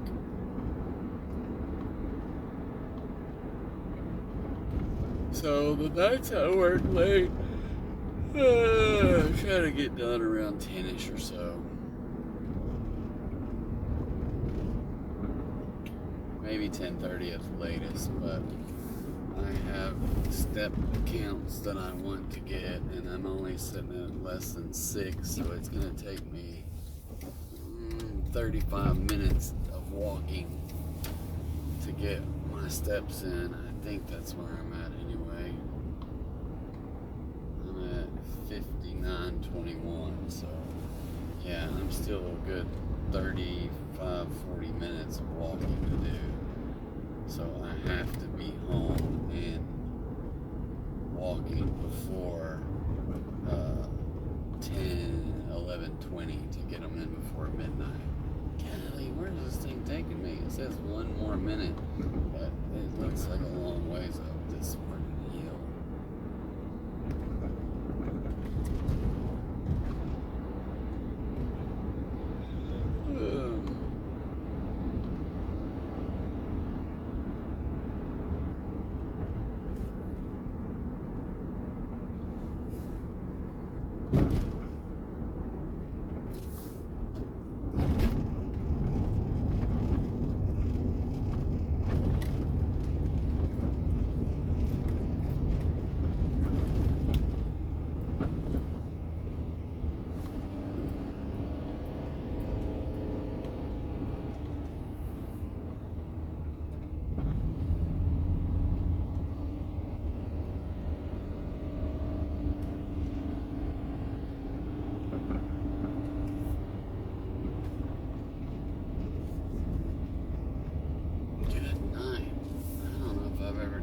Up this hill, I mainly come down.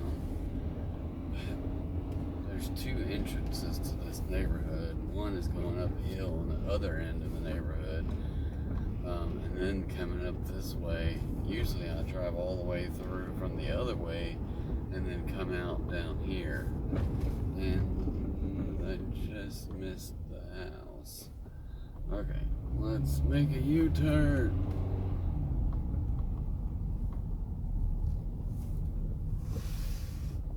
Let's make a U-turn. Where's this house at? What side of the street is it on? Okay.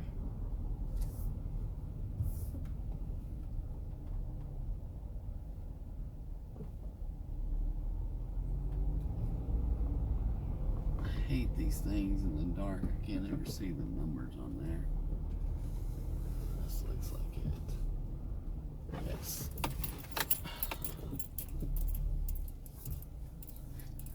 Sorry, people. I guess I had the brights on. Alright.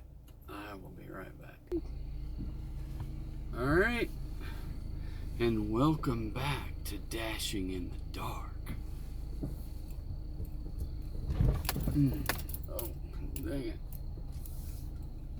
Let's get out of the middle of the street.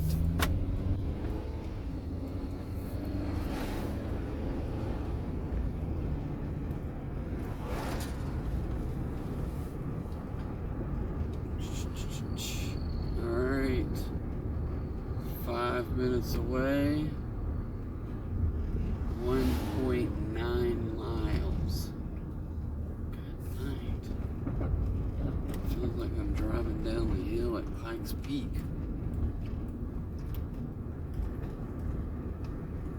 Oh.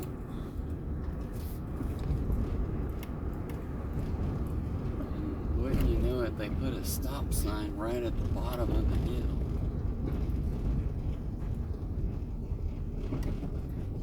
Why would they do that?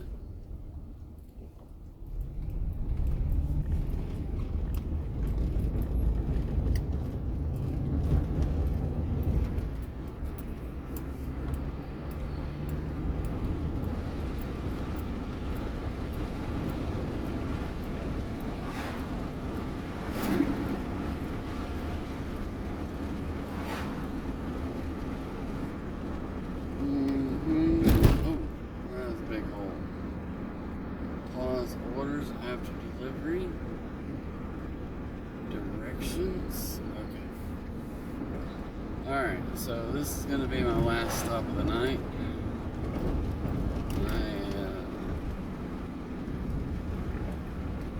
I am tired and I'm hungry. I didn't get a lot of sleep last night. I had to get up early and take the kid to school. And I stayed on call all day long. You know what I don't like doing training is I don't like doing it via WebEx or any online GoToMeeting, WebEx, I don't know, Teams. No, I hate them all. I don't get any interaction with people because they all mute themselves. Nobody ever says anything all day long. Anybody have any questions? Dead silence. Can I at least get someone to tell me that you can hear me? I can hear you. Okay, thanks for volunteering for a question or something. I wish I could do it like back in the day and fly there, train them, and then do all 3 days on site and then come back home. I do kind of miss those days. But beggars can't be choosers.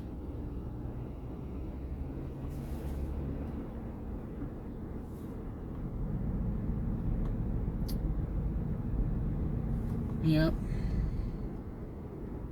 Another day in the life, though. I got one more day of that this week, but it's going to be a short day tomorrow because, as far as, oops, I'm not going to turn right there. Normally I turn there, but this one is going straight. And I could turn there and get to it some other way, but golly, this has a huge tree that was across the street right there, and they just sawed it off right at the edge of the road. It was huge. There's tree debris all up and down this street. And if I miss one turn tonight, I miss 20. I promise you, I just missed another. That's ridiculous. Pay attention. Pay attention.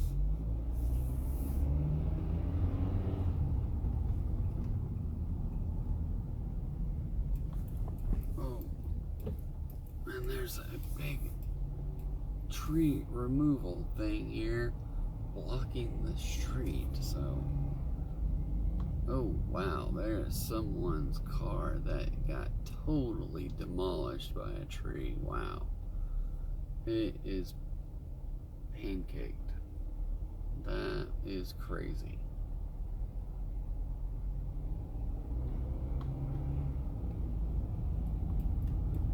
That is crazy.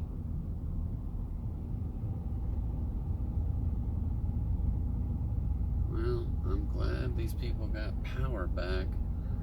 I don't know how long they were without. But that is some big trees that got knocked over here.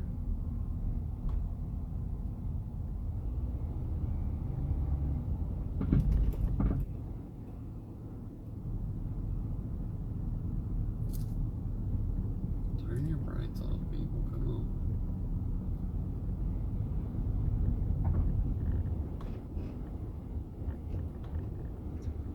Okay. I don't know if I've been to this house before or not. Maybe so. I think I have been here before.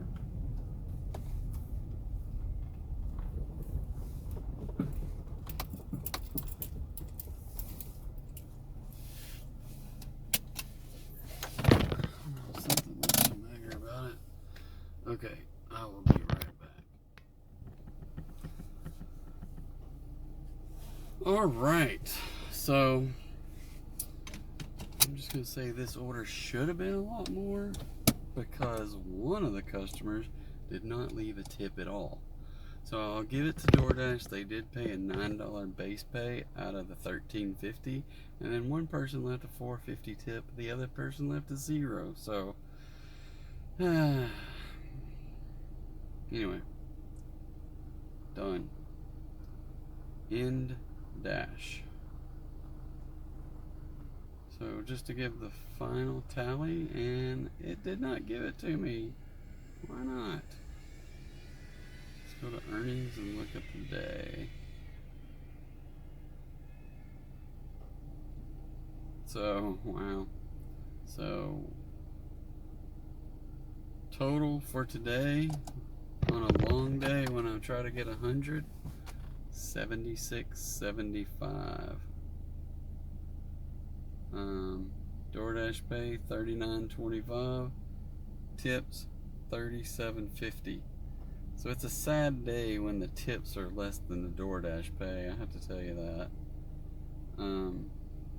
So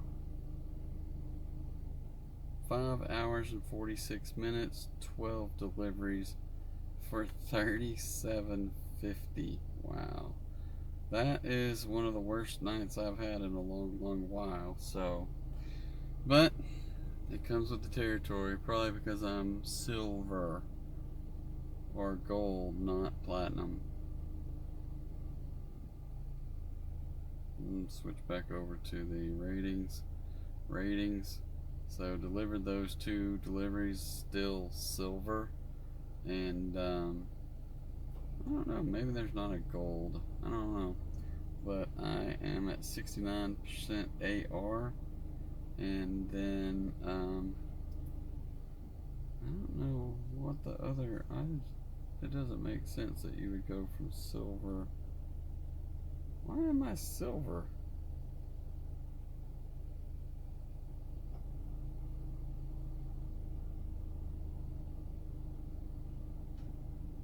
Huh. I don't know why they got me. Oh, because... Oh, wow.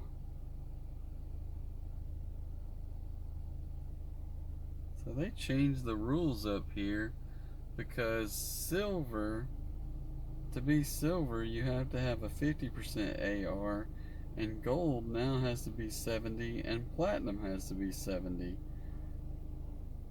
The only difference in gold and platinum is your customer rating.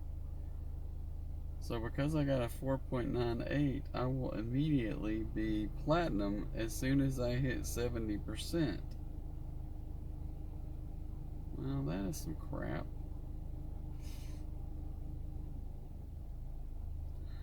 Yeah. How to unlock gold. Well, guess what? I'm not going to unlock gold because I'm already at 4.98 on customer rating and 97% on completion rate. And you have to have, you have to have a 95 completion rate. I'm at 97. Huh. I think they are mucking with the numbers here. Interesting. Okay. Well, I'm going to turn off the dashing in the dark, and I should be dashing again tomorrow, so I will see you guys tomorrow. Have a good night. Someday I will post this video, hopefully tomorrow sometime. So anyway, it's good chatting with you guys. Enjoyed the day. Appreciate you for watching. Be sure to like and subscribe. Bye now.